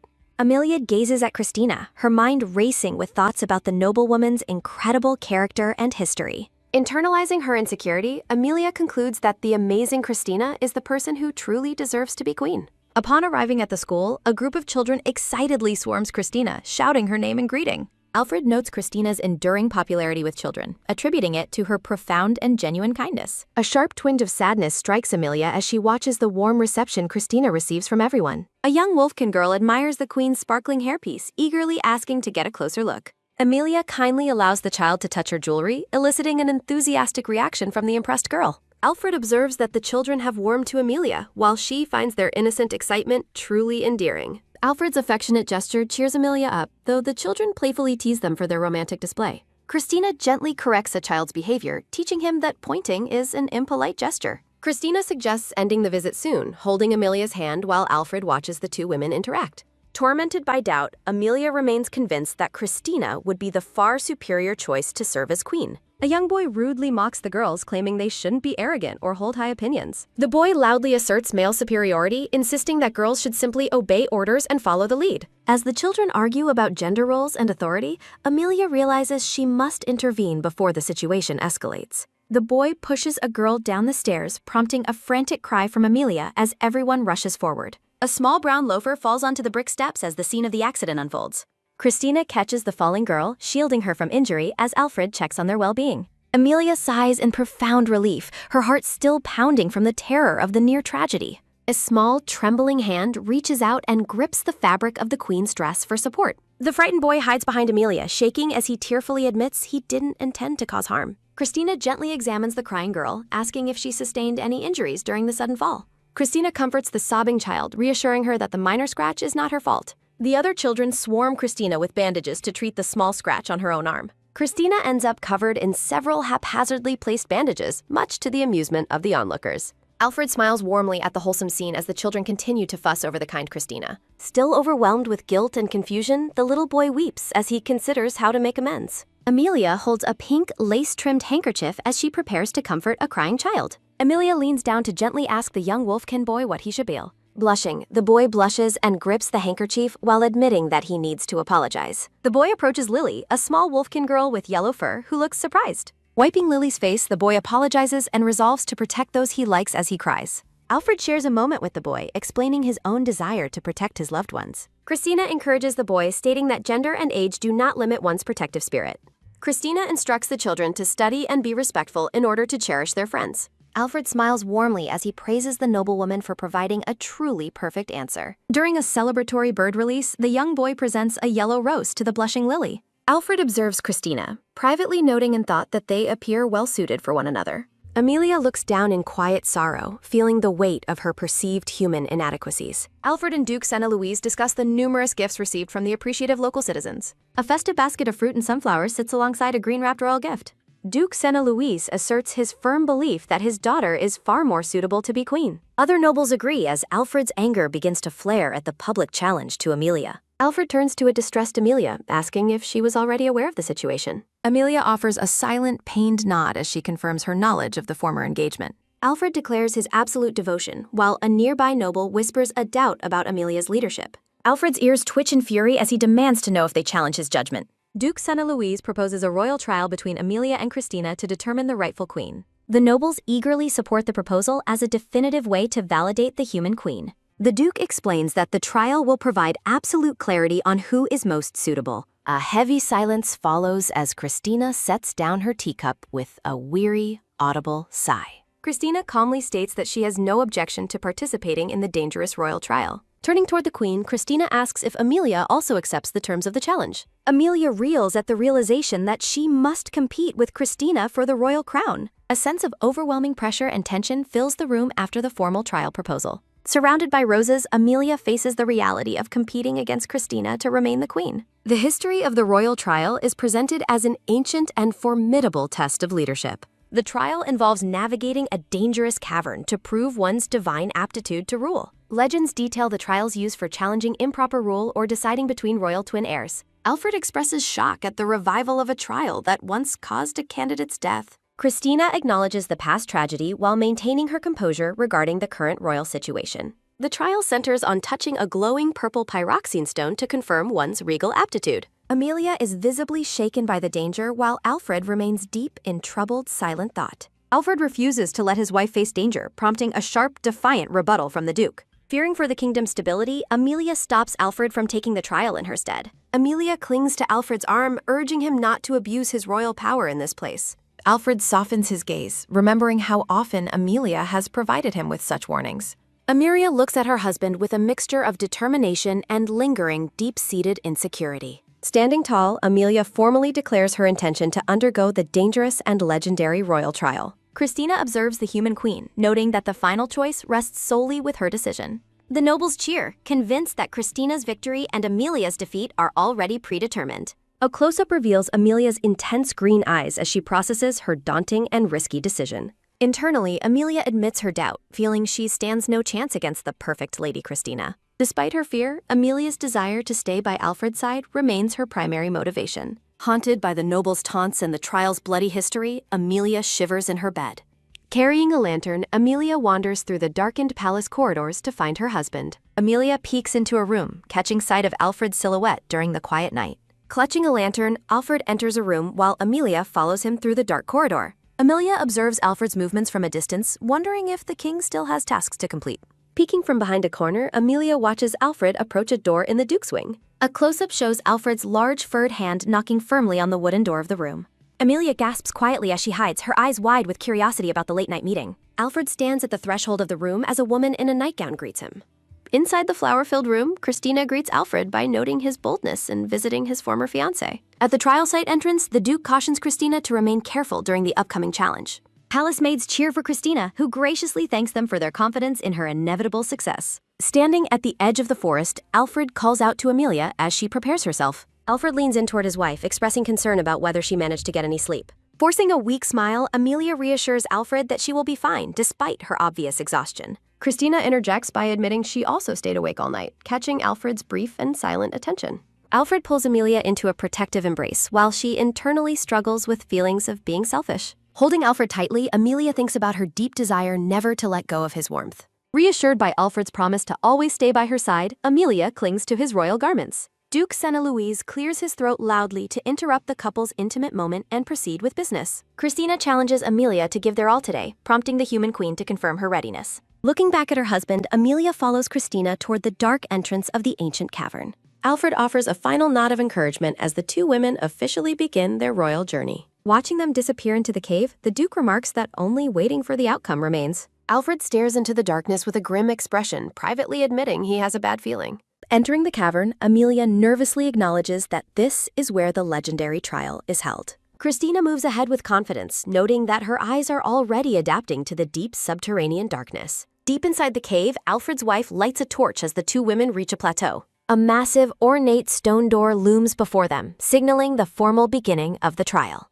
Standing before the open portal, the two candidates prepare to face the challenges of the trial. Christina leads the way into the inner chamber while Amelia follows closely behind with her torch. Amelia suddenly slips on the slick, rocky floor, crying out in surprise as she loses her footing. Recovering quickly, Amelia watches Christina navigate the difficult and dark terrain with effortless grace and speed. Amelia marvels at how Christina manages to walk through the uneven ground without any apparent struggle. Despite the physical strain and sweat on her brow, Amelia remains determined to keep moving forward. Narrowing her eyes in focus, Amelia reminds herself that she cannot afford to lose this challenge. The pair arrives at a massive spiral staircase winding upward into the ceiling of the cavern. Gazing at the towering structure, Christina suggests they begin their ascent to reach the very top. Christina climbs the stairs with ease while Amelia struggles to maintain her pace from a distance. Huffing from exertion, Amelia realizes the staircase is a test of stamina and regrets her initial underestimation. Amelia reflects on her need for more stamina to support Alfred while watching Christina pull further ahead. Sweating and panting, Amelia wonders if simply climbing these stairs is enough to pass this section. A close-up shows Christina's wolf ear twitching as she detects an alarming sound from the staircase. Christina silences Amelia with a gesture, sensing a sudden and dangerous shift in the structure's stability. The staircase begins to crumble beneath them, prompting Christina to scream for Amelia to run faster. Falling stones rain down as Amelia wheezes, pushing herself to reach safety before the stairs vanish. Amelia collapses onto a stable stone platform with a heavy thud, gasping for air after the climb. Christina catches her breath and explains that the stairs were likely designed to crumble after a time. A close-up reveals Amelia's trembling chin and the sweat dripping from her face as she recovers. Christina looks down at the exhausted human queen and asks if she is ready to give up. Gripping her cloak with renewed resolve, Amelia shouts back that she will not quit the trial. Remembering the Duke's warning about the people's acceptance, Amelia watches the Wolfkin noble from the shadows. Exhausted but defiant, Amelia vows to endure any hardship to remain by King Alfred's side. Amelia contemplates the stamina test while wondering what challenges await in this second part of the trial. Christina explains they must solve a tile puzzle to proceed, noting its familiarity to local Beastkin children. Amelia expresses her complete confusion regarding the solution to the complex sliding tile puzzle before her. A mechanical clicking sound echoes through the chamber as Christina skillfully manipulates the stone puzzle tiles. Amelia's eyes widen in shock as she realizes Christina has already successfully solved the intelligence test. Christina moves ahead toward the next stage while Amelia struggles to finish her own stone puzzle. Despite feeling hopelessly behind, Amelia resolves to continue and finally extracts her own royal crown tile. Clutching the red tile tightly, Amelia realizes she must hurry to catch up with the noblewoman. Amelia is startled to find Christina waiting for her instead of proceeding further into the cavern. Christina suggests the intelligence test was somewhat unfair given her cultural advantage over the human queen. Christina turns away while Amelia looks on with surprise, still holding her completed puzzle tile. The two reach a final ornate door, preparing for what records indicate is the trial's conclusion.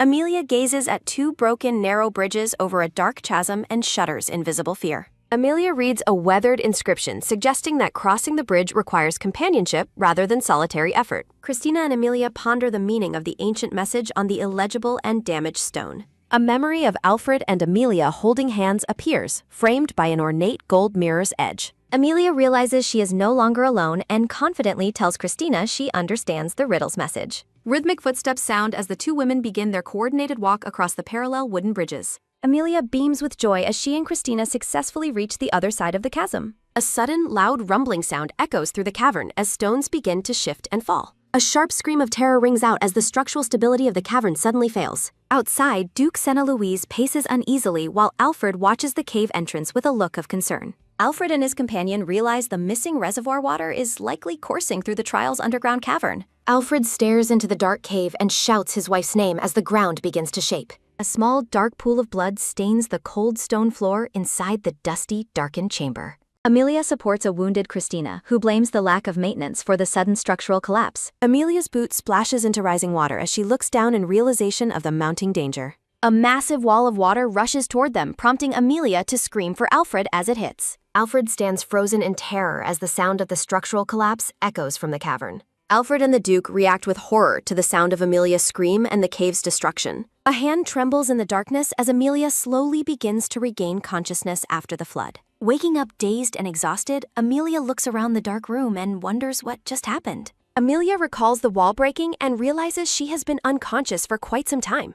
Gasping in alarm, Amelia spots the injured Christina lying motionless on the ground nearby in the dark. Amelia lifts Christina, who weakly expresses relief at the human queen's safety despite her own visible wounds. A boot splashes into a puddle as Christina insists they prioritize reaching the cavern's center room. Amelia helps the limping Christina toward an opening where a mysterious, glowing light shines from within. They discover the purple pyroxene stone glowing brilliantly inside a glass sphere atop a stone pedestal. Amelia notes with awe that the glowing stone shares the exact same purple color as Alfred's eyes. A close-up reveals Amelia's intense and determined gaze as she focuses on the final objective. Christina slumps against the wall in pain, leaving a frantic Amelia wondering how to help her companion. Christina points toward the stone, instructing Amelia to take it and trigger the exit for them both. Christina notes the exit should open upon the stone's retrieval, but Amelia refuses to act alone. Christina points out the crown is within reach, but Amelia rejects the idea of winning this way. Amelia reflects on all the kindness she has received, acknowledging she never could have survived alone. Amelia thinks back to the final test of crossing the chasm and what it truly meant.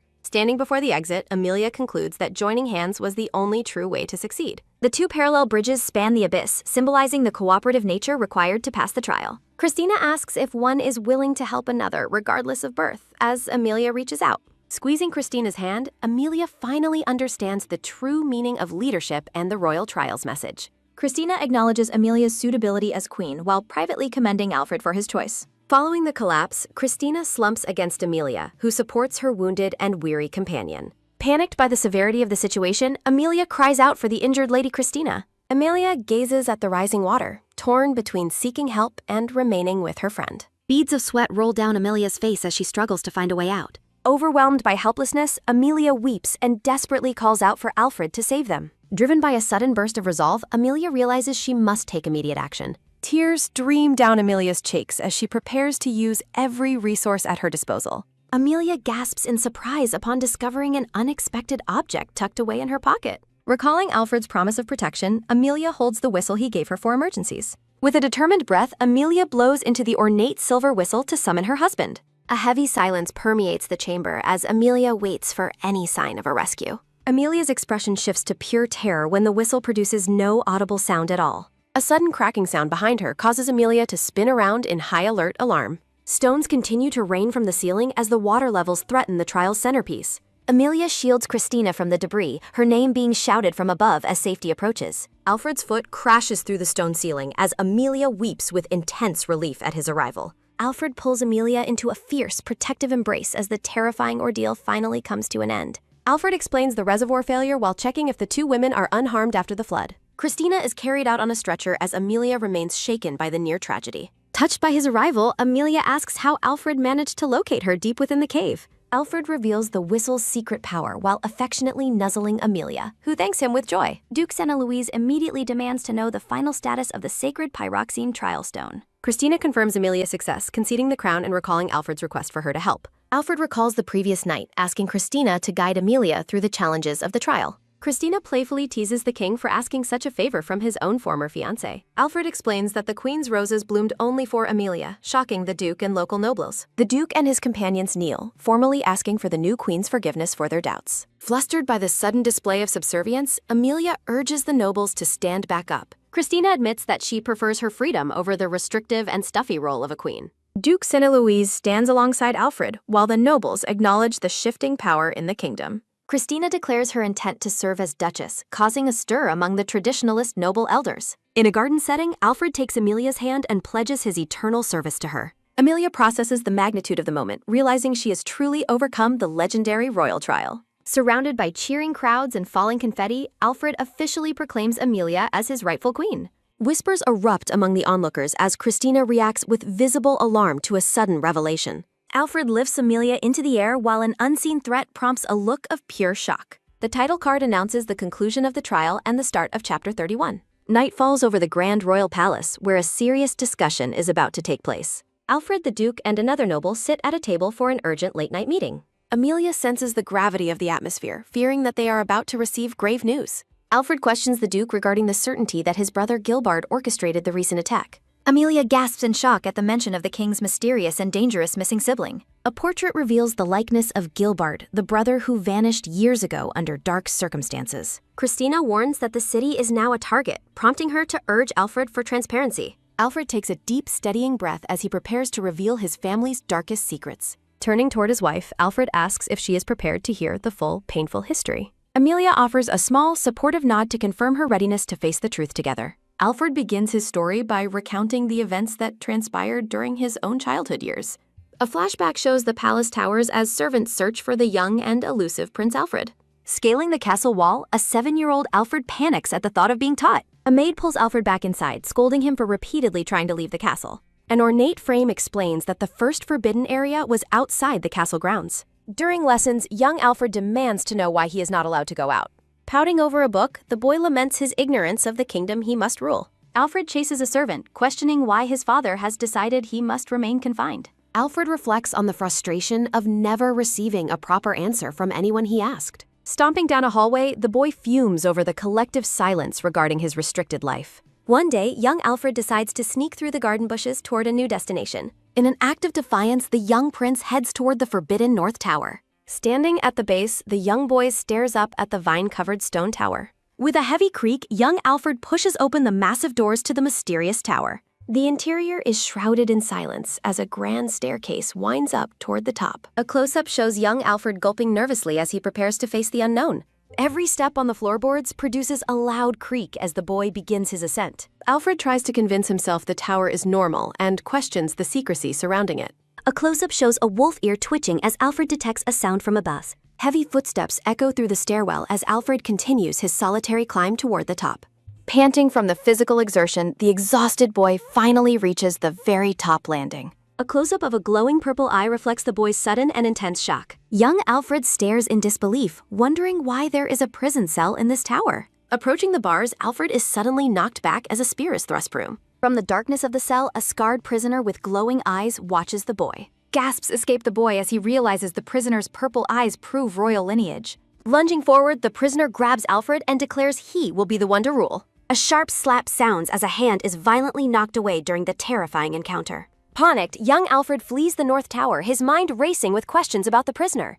Alfred bursts into his mother's chamber, crying out for her in a state of distress. Resting in bed, Alfred's mother is startled by her son's sudden and tearful late-night arrival. Sobbing, the boy admits he believed his brother had died fighting against the humans. The boy cries into his mother's lap as she looks down with a grim expression. In the present, Amelia recalls rumors of a brother who was exiled or lost rights. Following that night, Alfred's mother began teaching him about his supposed family sin. A flashback shows a pup-sized Alfred being held up joyfully during a happier time. 16-year-old Gilbert holds 3-year-old Alfred, caring for him deeply despite having different mothers. The narrative explains that certain nobles conspired to remove the popular Gilbert from the succession. Oblivious to the politics, young Alfred viewed Gilbert only as a kind and loving brother. A crown floats above a reaching hand as the story details Gilbert's sudden transformation. Following his mother's death and his disqualification for the throne, Gilbert joined a dangerous crowd. Just before the heir announcement, Gilbert attacked Alfred and left him wounded near a village. Alfred explains that beastkin morph into upright forms at age 5 to be considered heirs. Amelia gasps as Alfred reveals Gilbert's plan was to have him captured by humans. Gilbert led a group of beastkin to attack the very human village where Alfred lay. Using the pretense of Alfred's death, Gilbert sought to incite a war and reclaim power. Gilbert was eventually imprisoned for his crimes but has since escaped to find his brother. Trembling, Amelia asks if the attacked village was hers, and Alfred solemnly confirms it. Amelia is paralyzed by the realization that Alfred's brother led the slaughter of her people. A flashback shows a massive beastkin howling amidst the flames of the burning human village. Amelia vividly recalls her mother being killed by the beastkin as her heart hammers. Alfred pulls a weeping Amelia into a tight embrace, offering a profound and tearful apology. A glowing background highlights the sentiment that His Highness is an exceptionally kind soul. Amelia weeps during Alfred's embrace, realizing he has cared for her this entire time. Amelia reflects on Alfred's past kindness toward his brother as memories of them together surface. Squeezing Alfred's garment, Amelia asks him to continue sharing the rest of his painful history. In a flashback, Gilbert carries pup-sized Alfred into the woods, claiming they are going somewhere good. Standing on a ledge, the young prince marvels at his first view of the human kingdom. Gilbert looms over his brother with glowing eyes, claiming his actions stem from Alfred's love. A close-up of Alfred's eye captures his sudden and paralyzing confusion at his brother's words. Gilbert kicks Alfred off the cliff, telling him to die for the sake of his brother. Alfred explains he survived the fall thanks to tree branches and a kind human villager. An oppressive darkness represents the memory loss Alfred suffered immediately following his traumatic fall. Beneath the trees, a group of beastskin soldiers prepares to launch their attack at sundown. A wolf soldier is startled to find the missing Prince Alfred appearing from the forest. Carrying a purple flower in his mouth, the pup-sized Alfred steps out from the greenery. The soldier expresses profound relief that the young prince has been found alive and safe. Holding the flower, Alfred urgently tells the soldier that they must stop the impending war. A close-up of a glowing purple eye reflects the intense malice of the orchestrator. A blood-red splash serves as the backdrop for a brutal command to slaughter everyone. Alfred recalls how he failed to stop his brother as Gilbert howled amidst the flames. The former Beast King reacts with visible horror to the false news of Alfred's death. Gilbert comforts his grieving father, promising to absolve his turmoil once he assumes the throne. Coveting the crown, Gilbert reveals his true, wicked intentions to seize power for himself. A sudden thud startles Gilbert, who demands to know how someone could still be there. A tearful and battered Alfred stands at the door, revealing the truth of his survival. Sobbing uncontrollably, the young prince reveals that Gilbert was the one who tried to kill him. Alfred's eye wobbles with tears as he questions why his own brother would betray him. A swirling, dark energy symbolizes the fractured memories and hidden truths within the royal family. Christina explains that Alfred lost his memories from shock while adults hid Gilbert's betrayal from him. Cracked portraits symbolize the severed relations and the Cold War between the human and wolf kingdoms. Alfred explains that his missing memories finally returned upon finding his brother in the North Tower. Alfred concludes that his own existence was the catalyst that twisted his brother's heart. Amelia squeezes Alfred's hand and firmly insists that none of these tragedies were his fault. Christina notes that Alfred's resolve to help the tragedy's victims led to their own formal engagement. Young Christina and young Alfred meet for the first time, with Alfred immediately requesting a favor. Bowing deeply, the young prince asks to call off their engagement on the day they meet. Christina asks for a reason, and Alfred reveals he already has someone very dear to him. A flashback shows Alfred watching a human girl through bars, vowing to cherish her forever. Amelia is devastated, believing she was merely a substitute for someone Alfred truly loved. Christina snickers as she reveals that the person Alfred was talking about was actually Amelia. Amelia's eyes widen in absolute shock as she processes the revelation about Alfred's true feelings. Alfred explains that mending relations between their two kingdoms was his first priority upon becoming king. Amelia remains speechless, her mouth agape as the pieces of their shared past fall into place. Alfred strokes Amelia's hair, apologizing for the long delay in rescuing her from her prison. Flashbacks show young Amelia nursing the wolf pup and showering him with genuine love and affection. The wolf pup plays joyfully in a field of flowers with the girl who saved him. Alfred pulls Amelia close and confesses that he has loved her ever since those childhood days. Amelia's overwhelmed, finally realizing that the beastkin child she once cared for was Alfred. Alfred calls Amelia his goddess and expresses his profound relief at finally being reunited with her. A close-up shows Amelia's tearful eyes as Alfred pledges his entire life to her. Surrounded by flowers, Alfred asks Amelia to be his queen, and she tearfully accepts his proposal. A gray-furred wolf soldier in a suit sprints down the castle hallway while breathing heavily. Reaching his destination, the breathless wolf soldier announces that they have an urgent problem to address. The wolf soldier presents a worn parchment, revealing a bounty has been placed on Amelia. Amelia trembles in terror as she looks at the official bounty poster offering a massive reward. Alfred pulls a crying Amelia close and promises to protect her by any means necessary. Alfred narrows his eyes in suspicion, wondering who could have orchestrated the threat against his wife. At the royal capital, a blonde fox maid named Hannah shouts a fierce and absolute refusal. Amelia clutches a bouquet of flowers while expressing her deep trust in everyone within the castle. Hannah sternly forbids Amelia from leaving the grounds until after the kingdom's founding ceremony has concluded. Colorful banners and confetti fill the streets as the city prepares for the grand founding festival. Amelia looks down sadly, feeling guilty about the bounty and the mounting preparations for the king. Amelia decides to bring flowers to Alfred, worrying that he must be exhausted from his duties. Amelia thanks the blonde maid for agreeing to keep her small secret hidden from the stern Hannah. A massive exclamation of shock appears over a backdrop of roses as a revelation is made. Amelia is visibly flustered as she questions the news that a personal guard is being assigned. Alfred maintains a serious expression while confirming that the decision to assign a guard is final. Amelia worries that she is becoming a nuisance to Alfred once again during this stressful time. A pair of gloved hands suddenly land on Amelia's shoulders, causing her to flinch in total surprise. A light-haired wolf leans in to tease Amelia, calling her Alfred's first love while playfully touching her face. A gloved hand roughly grabs the light-haired wolf by the snout to stop his teasing comments. Alfred tells the wolf to step away from Amelia, while the muzzled captain continues to mumble jokes. Alfred introduces the newcomer as Oliver Eskeltar, the captain of the Royal Guard, who greets Amelia formally. Oliver boasts about his accomplishments despite Alfred pointing out his history of debauchery and causing his mother grief. Amelia offers a warm and gentle laugh, expressing her hope that they will all get along well. Amelia turns her head in curiosity as she hears a sudden whisper coming from behind her. Oliver leans in close to whisper and offer to tell Amelia stories about Alfred's childhood years. Amelia reacts with wide-eyed excitement and a joyful squeal, eagerly accepting the offer to hear the stories. Alfred drags the mischievous Oliver away by the collar, ordering him to stay away from his wife. Amelia watches the interaction with a smile, happy to see that Alfred has such a close friend.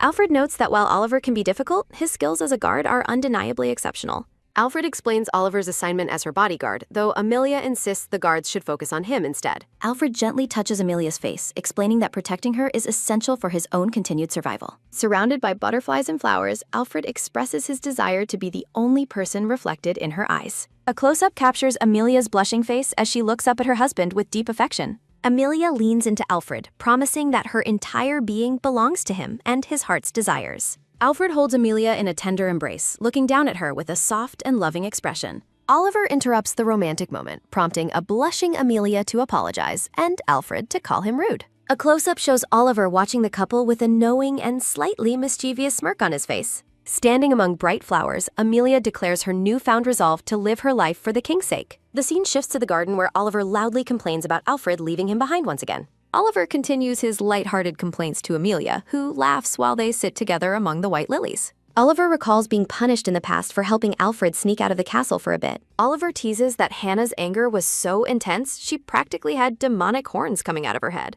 Amelia giggles at Oliver's story, noting that he must have done something quite bad to earn such punishment. Oliver stares at Amelia with a calm and steady expression, his playful demeanor momentarily shifting to seriousness. Oliver leans his chin on his hand and directly asks Amelia if she truly loves Alfred. Amelia is caught completely off guard by the personal question, blushing intensely and struggling to respond.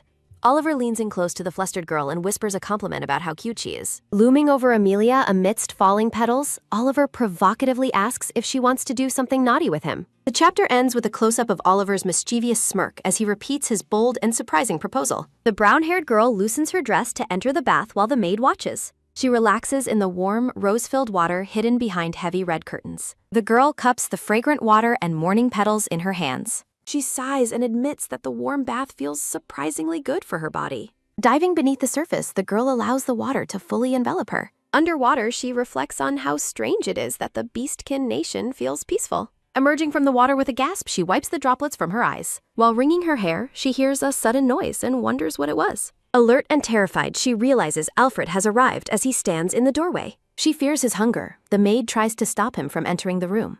Reaching for a towel, the girl's heart hammers against her ribs in pure panic. Alfred steps forward and asks if she has properly warmed up in the bath. He looks down with a calm expression, questioning why she is so deeply troubled. Alfred bows his head, apologizing for his lack of decorum as a furred beastkin. He raises a clawed hand, insisting she stay in the bath to avoid the cold. A dangerous glint reflects off the sharp tips of Alfred's long black claws. Traumatic visions of blood and violence flash through her mind as her heartbeat quickens. Trembling with intense fear, she stares at the massive claws looming before her. Alfred watches her silently, his purple eyes fixed on her shaking form. A close-up highlights the intimidating size and sharpness of the Beast King's hand. Alfred asks if she fears his claws as she recalls her village birding. Overwhelmed by terror and memory, the brown-haired girl collapses onto the floor. She explains her mother died after being shredded by the claws of a beastkin. Alfred acknowledges her tragic confession with a somber and understanding quietness. Alfred kneels and grips his wrist, his gaze dropping to the floor in contemplation. A sharp silver dagger glints in the light as Alfred produces the weapon. The girl's eyes widen in horror as she trembles at the sight of the blade. The wolfmaid is visibly distressed, questioning if the king truly intends to proceed. Alfred raises the dagger high above his head with a determined, cold expression. Paralyzed by shock, the girl watches the king prepare to strike downward. Clinging to her towel, she screams no and squeezes her eyes shut in despair. The descending dagger is reflected in her tearful emerald green eye as she gasps. Alfred swings the blade down with a brilliant flash of light amidst thorny vines. A dark splatter fills the scene as she thinks he is going to kill her. She continues to weep and cling to her towel, waiting for the final blow. Peeking out, she realizes she is unharmed, while the maid gasps in total shock.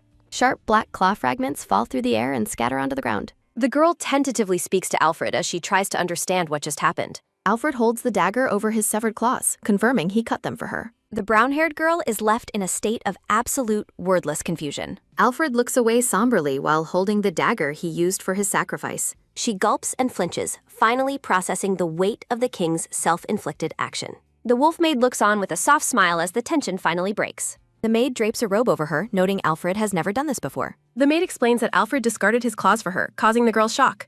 Still dazed, the brown-haired girl asks about the true meaning of his actions. Narrated text inside a frame declares that a beastkin's claws are their absolute pride. Further text explains claws signify strength, nobility, and the core identity of a beastkin. Her eyes widen as she questions if the claws are truly that significant to him. Turning away, she wonders why he would sacrifice his pride for a human criminal. Amelia blushes intensely while looking up at the man standing closely before her.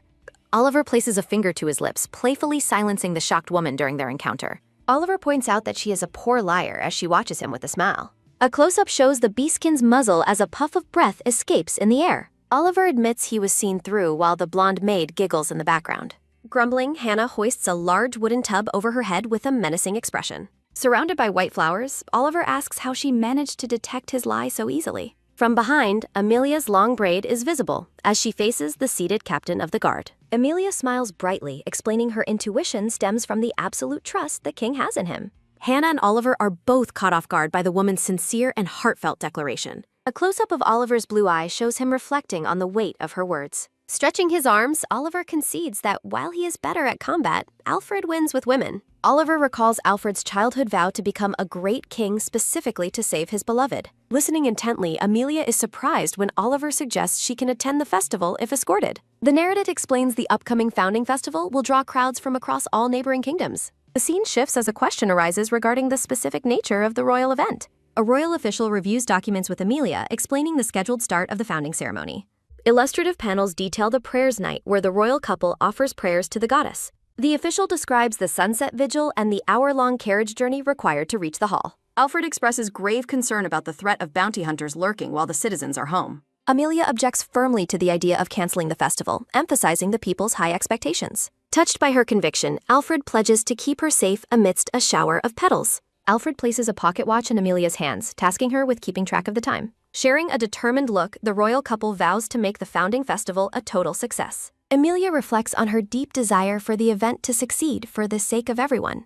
At 7 p.m. on the ceremony day, two hooded figures approach a waiting royal carriage. As the carriage departs, shadowed beastkin watch with a sinister grin from behind a wall. An overhead view shows the royal carriage traveling down a path flanked by dense green trees. Ambushers burst from the foliage, bringing the carriage to a sudden and violent wrestling halt. A wolf bounty hunter lunges forward, claiming the reward on the human's head as his own. A clawed hand reaches for the carriage door with a fierce growl of greedy anticipation. A heavy boot strikes the bounty hunter's face, sending a spray of blood into the air. A hooded figure steps out of the carriage, expressing total disgust for the filthy bounty hunters. Drawing a sword, the hooded defender warns the surrounding beastkin to stay out of the way. With a rapid movement, the cloaked warrior swings the blade to fend off the encircling attackers. The bounty hunters are cut down in a spray of blood as the defender stands firm. The hidden warrior exhales a long sigh after the brief and one-sided skirmish concludes. Removing the hood, Oliver reveals his face while adjusting his position after the intense combat. Standing over the fallen, Oliver wonders if the actual royal couple is currently doing all right. A shocked bounty hunter questions the defender's humanity before being lunched out with a laugh. Oliver dispatches the remaining hunters with ease, noting how close the encounter actually felt. The blonde maid removes her hood to thank Oliver once the threat has been neutralized. Oliver and Hannah stand over the defeated beastkin, confirming their role as the successful decoys. Oliver playfully suggests they are the shadow guards, while the maid dismisses his boastful nature. Looking into the distance, the two guards hope that Alfred and Amelia reach their destination safely. Elsewhere in the city, Alfred and Amelia travel on foot while wearing dark, inconspicuous cloaks. Amelia checks the pocket watch, noting the decoy plan worked, but time is running short. Alfred pulls Amelia along a narrow alleyway, urging her to hurry as the watch ticks. A sudden, large hand grabs Amelia's shoulder from the darkness, causing her to gasp in terror. Amelia's eyes widen in absolute shock as a voice calls out her name from behind. A hooded beastkin with a glowing purple eye grabs Amelia's shoulder as she gasps in terror. Hands reach out in a blurred blue-lit corridor as the chaotic and frightening situation unfolds. The blue-eyed beastkin curses his own rankless actions while peeking around a stone corner in frustration. Sprinting down the narrow alleyway, the beastkin carries Amelia over his shoulder as she remains motionless.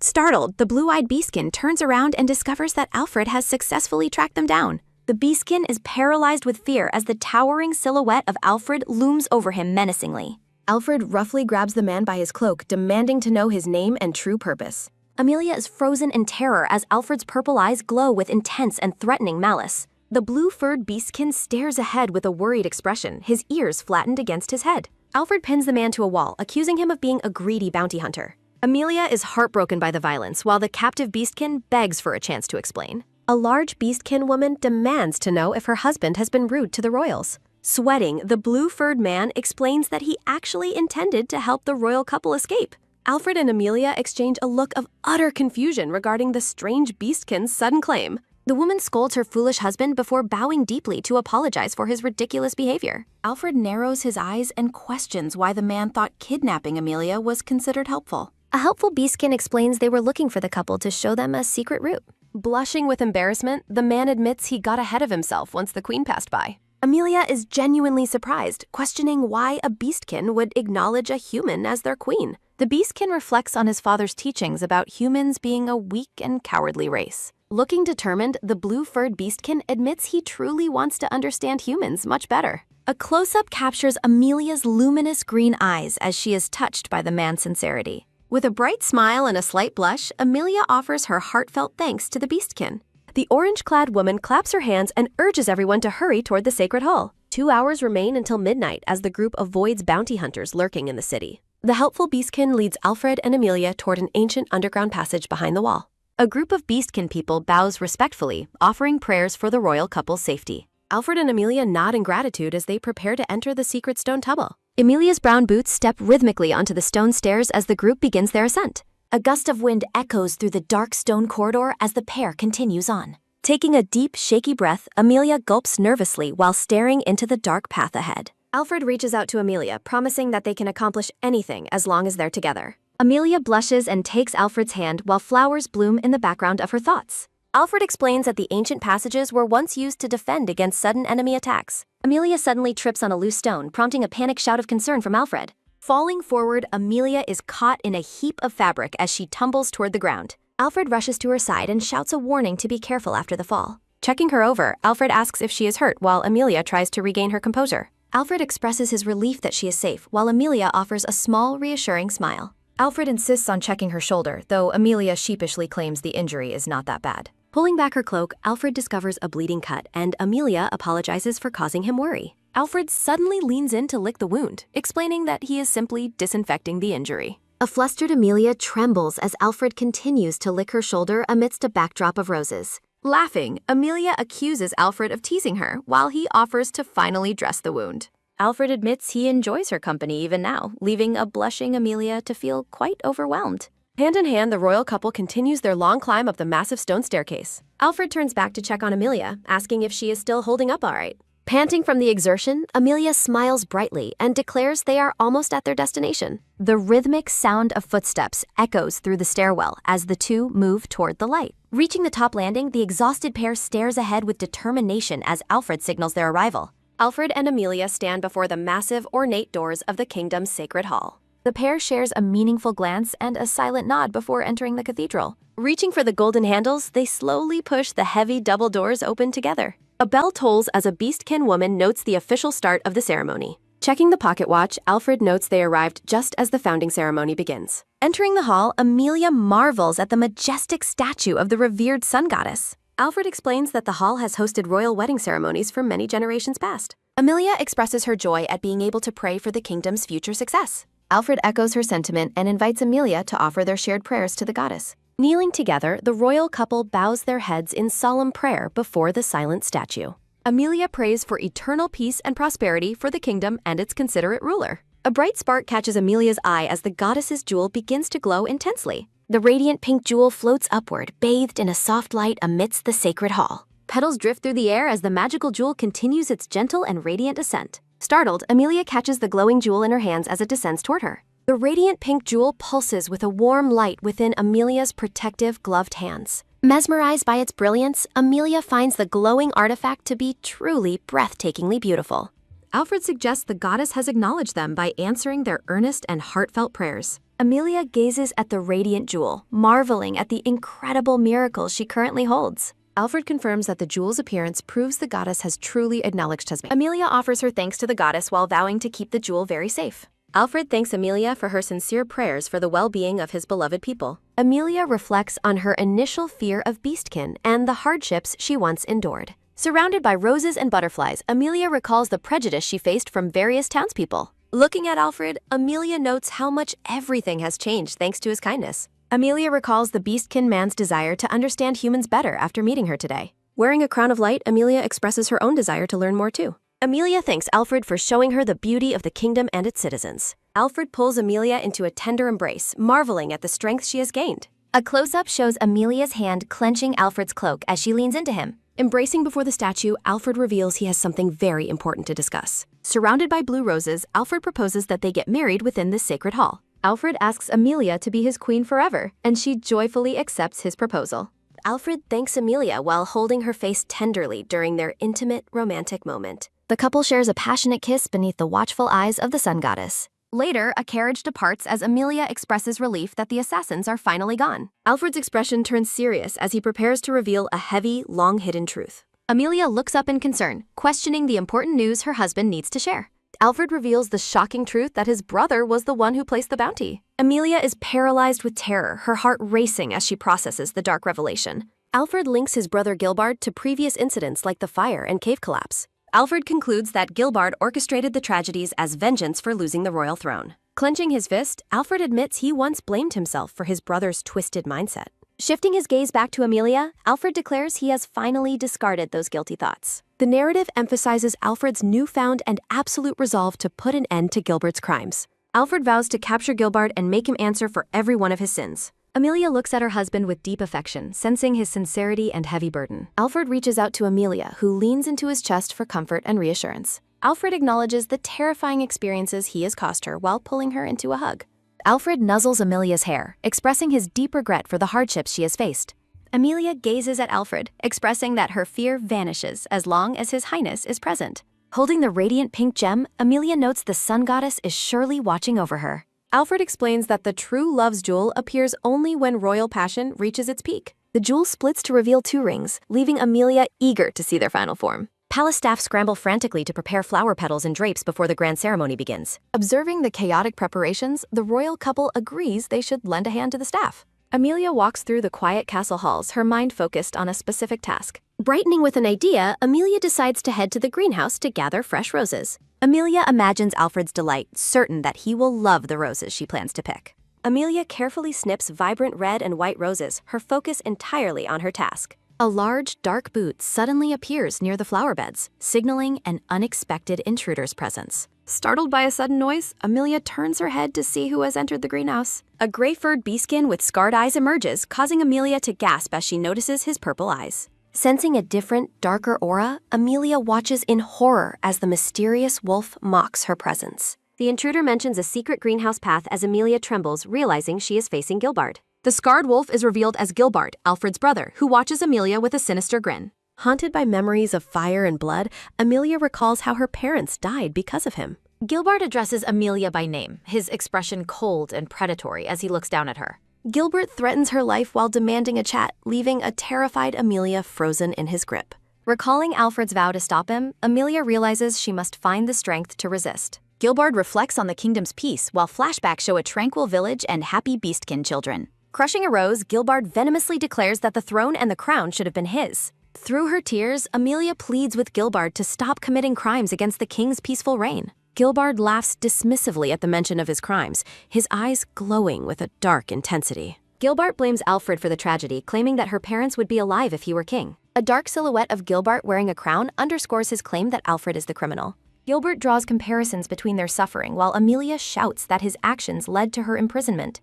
The pink jewel rolls across the stone floor after Amelia drops it in her heightened panic. Gilbert offers to show Amelia how to protect Alfred after she declares her husband's immense importance. Gilbert demands that Amelia team up with him, leaving the young woman paralyzed with absolute dread. Oliver walks through the corridor whistling, completely unaware of the danger unfolding in the greenhouse. Startled, Oliver stops and turns around after hearing someone call his name from the hallway. Hannah rushes toward Oliver, huffing from exhaustion as she delivers a piece of distressing news. Distraught and sweating, Hannah reports that Lady Amelia has failed to return to her royal chambers. Oliver dashes off in a panic while Hannah prays the queen hasn't encountered any serious trouble. Regret fills Oliver as he curses himself for letting his guard down within the castle walls. The sun shines over the castle towers as a silent prayer is offered for the lady's safety. The chapter title, Sacrifice to be the Beast King's Bride, appears over a dark blue background. Back in the garden, Gilbert looms over Amelia, his presence casting a long and terrifying shadow. Gilbert orders Amelia to convince Alfred to surrender the royal throne to him as a simple task. Gilbert insists Alfred will listen to her, while a devastated Amelia gasps that she cannot comply. Gilbert promises to spare them both from further harm if she successfully manipulates her husband's decision. A close-up of Amelia's trembling eye captures her utter shock at the villain's cruel and manipulative offer. Gilbert claims they can live in exile anywhere they wish once he has secured the kingdom's crown. Reaching toward the flowers, Gilbert sinisterly warns her to imagine the consequences of a refusal. Gilbert glares intensely, boasting that his loyal men will never lose a battle against the king's army. Gilbert's scarred face is shown in close-up as he watches Amelia with a smug, menacing expression. Amelia covers her mouth with her gloved hands, her eyes wide with overwhelming horror and disbelief. Visions of fire and death haunt Amelia as she fears a repeat of the village massacre. The chapter concludes with a haunting imagery of the past fire and the victims left behind. Gilbert looms over the terrified Amelia, his hand resting menacingly on her shoulder as he asserts dominance. Gilbert leans down to mock Amelia's status as a mere human trying to rule a land of wolves. Amelia admits her own perceived weakness before shouting her refusal to let Gilbert have his way. Amelia stands firm against Gilbert, declaring that she will never entrust the kingdom to a person like him. Gilbert laughs at Amelia's perceived foolishness while preparing his sharp claws to strike at her. Terrified, Amelia stares at Gilbert's approaching claws as her heart begins to race with absolute fear. Amelia closes her eyes tightly, bracing herself as a sudden shout interrupts the extremely tense greenhouse encounter. An authoritative voice rings out through the hallway, demanding that the violent confrontation end immediately. A loud clashing sound echoes as a sword intervenes, blocking Gilbert from reaching his intended target. Oliver arrives in his red guard uniform, demanding to know what is happening to his lady. Gilbert nonchalantly notes that he stayed a bit too long before turning away from the guard. Oliver asks Amelia if she is all right, while Gilbert mockingly comments on the guard's loyalty to humans. Gilbard dismisses Oliver, claiming that he has no business with anyone beneath the royal status. With a sinister grin, Gilbard tosses the glowing pink jewel into the air toward the queen. Caught off guard, Amelia catches the jewel but wonders if something is wrong with the artifact. Amelia stares at the pink jewel in her gloved hands, feeling a sense of deep unease. Gilbard holds up a jar of red seeds, presenting them as a final gift before departing. Amelia gasps as she realizes the seeds will explode when they are exposed to the direct sunlight. Gilbert smashes the glass jar against the floor while Oliver shouts a desperate warning to Amelia. A massive explosion erupts as Oliver pulls Amelia into his arms to protect her from harm. The greenhouse is consumed by fire while Amelia's eye reflects the horror of the spreading flames. Gilbert stands in the center of the fire, triggering a traumatic memory of Amelia's parents dying. Amelia trembles in Oliver's protective embrace as the heat of the fire becomes increasingly unbearable. Gilbert walks into the flames while mockingly addressing the human queen as he makes his escape. Oliver coughs from the thick smoke and tells Amelia they must leave the burning building immediately. Overwhelmed by shock and smoke, Amelia gasps for air as her strength begins to fail her. Oliver lifts the unconscious Amelia, cursing Gilbard's arrival while urging the lady to stay with him. Amelia suddenly wakes up in her bed with a gasp, sitting upright as she recovers. A beastkin maid is startled by the queen's sudden awakening and reacts with total surprise. The wolf maid urgently calls out to Alfred and Oliver that the queen is finally awake. Alfred and Oliver rush to the bedside, both showing visible relief that Amelia has regained consciousness. Amelia looks around in a daze, asking for an explanation of the events that transpired earlier. A pocket watch shows that the festival is near, while Amelia recalls the image of Gilbard. Amelia gasps as the memories of the greenhouse fire and Gilbard's threats return to her. Sitting up in bed, Amelia frantically demands to know where the villainous Gilbard has gone. Alfred gently places his hand on Amelia's shoulder and urges her to stay in bed. Alfred looks down with a saddened expression, explaining that the queen fainted from the intense shock. A shadowy vision of Gilbard's scarred face looms behind Alfred as he talks to his wife. Oliver stands behind the king, looking concerned as they attend to the recovering and distraught queen. Oliver explains that a search for Gilbard was launched immediately, though he remains at large. Alfred squeezes Amelia's hands, expressing his deep regret for leaving her alone in such danger. Amelia warns Alfred that his brother plans to overthrow him and take control of the kingdom. Amelia recalls how Gilbard demanded that she convince her husband to surrender the royal crown. Oliver asks if Gilbard used the explosive seeds simply because he was rejected by the queen. The jar of red flarga seeds is shown as a symbol of the recent greenhouse arson.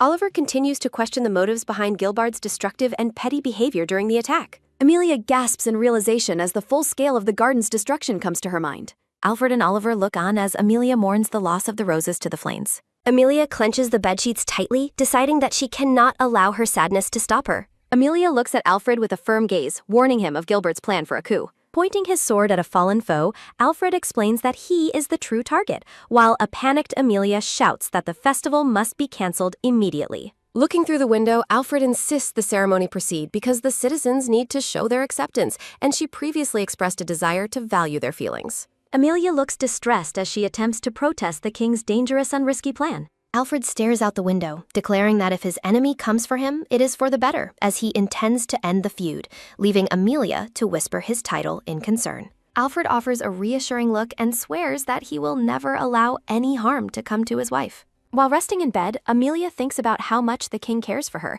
but admits to herself that she still feels a deep sense of unease. Amidst drifting petals and banners, a festive crowd gathers as guards check for anything unusual before the celebration officially begins. A guard salutes and reports that everything is clear while commanding the other sentries to keep their eyes open and their guard up. The triumphant sound of trumpets fills the clear blue sky, signaling the official start of the ceremony. Petals fall as the royal couple waves to the cheering crowd, while the scarred Gilbard watches them from the line of guards. Raising his hand to the people, Alfred announces the ceremony has concluded successfully and that the sun goddess has granted them her blessing. As the crowd cheers, Alfred officially declares Amelia as his queen and tells her to show the people the proof of the goddess's blessing. Amelia raises the pink jewel high above her head and presents it to the awestruck crowd as the true love's jewel. A hidden red seed within the glowing pink jewel glints ominously under the bright sunlight. Amelia gasps as she recognizes the explosive seed just as an arrow whistles through the air and strikes the jewel. The pink jewel shatters into pieces as the red seed falls, catching the eyes of both the queen and her hidden attacker. Alfred dives to shield Amelia in his arms just as a massive explosion erupts at the entrance of the castle. Alfred groans in pain while a worried Amelia asks if he is all right following the sudden blast. Blood drips from a large tear in Alfred's blue cloak as Amelia watches in absolute horror. Amelia realizes with tears in her eyes that the king was only injured because he chose to protect her from the explosion. Hooded instigators in the crowd shout that the human woman tried to kill the king with a fake jewel, inciting a murmur that humans are scum. Red eyes glare through the darkness as the crowd continues to murmur and shout for the king. Cradling the unconscious and bleeding king, Amelia gazes at the angry crowd as the scene fades into a pool of blood. A group of Beastkin citizens raises their fists in anger while shouting with a violent roar. Amelia gasps as she is haunted by memories of her past imprisonment, while large black feathers begin to fall from the sky. Black feathers drift over the royal couple as the crowd looks up in confusion, wondering what is happening. A sinister grin spreads across Gilbart's face as he watches the chaos unfold from the shadows. Gilbert lands on the stone floor atop a giant black crow, leaving a terrified Amelia frozen in shock. Gilbert stands over the queen as the crowd questions his identity and royal lineage, and he mocks his brother for letting a human into his heart. Pointing a finger, Gilbert loudly declares that King Alfred has died, prompting a devastated Amelia to shout that it cannot be true. Gilbert poses dramatically and proclaims that it is no surprise that humans are a sly and cowardly race. Gilbert addresses the muttering crowd, declaring that as the king's older brother, he shall take the crown and fix the wrongs of the kingdom. An angry citizen agrees with the scarred wolf, shouting that they do not need any humans in the land of wolves. Crying out for her husband, Amelia desperately calls to him while the angry roars of the crowd echo around them. Visualizing her mother's death in the fire, Amelia wonders why this is happening again while a guard tries to reach her. A rock strikes Amelia as the crowd screams for the filthy human to leave their kingdom and be gone. Gilbert watches the chaotic and violent scene unfold with a wide, sinister grin of pure satisfaction. Footsteps echo as someone rushes up the stairs shouting for the violence to stop because the queen would never commit such a crime.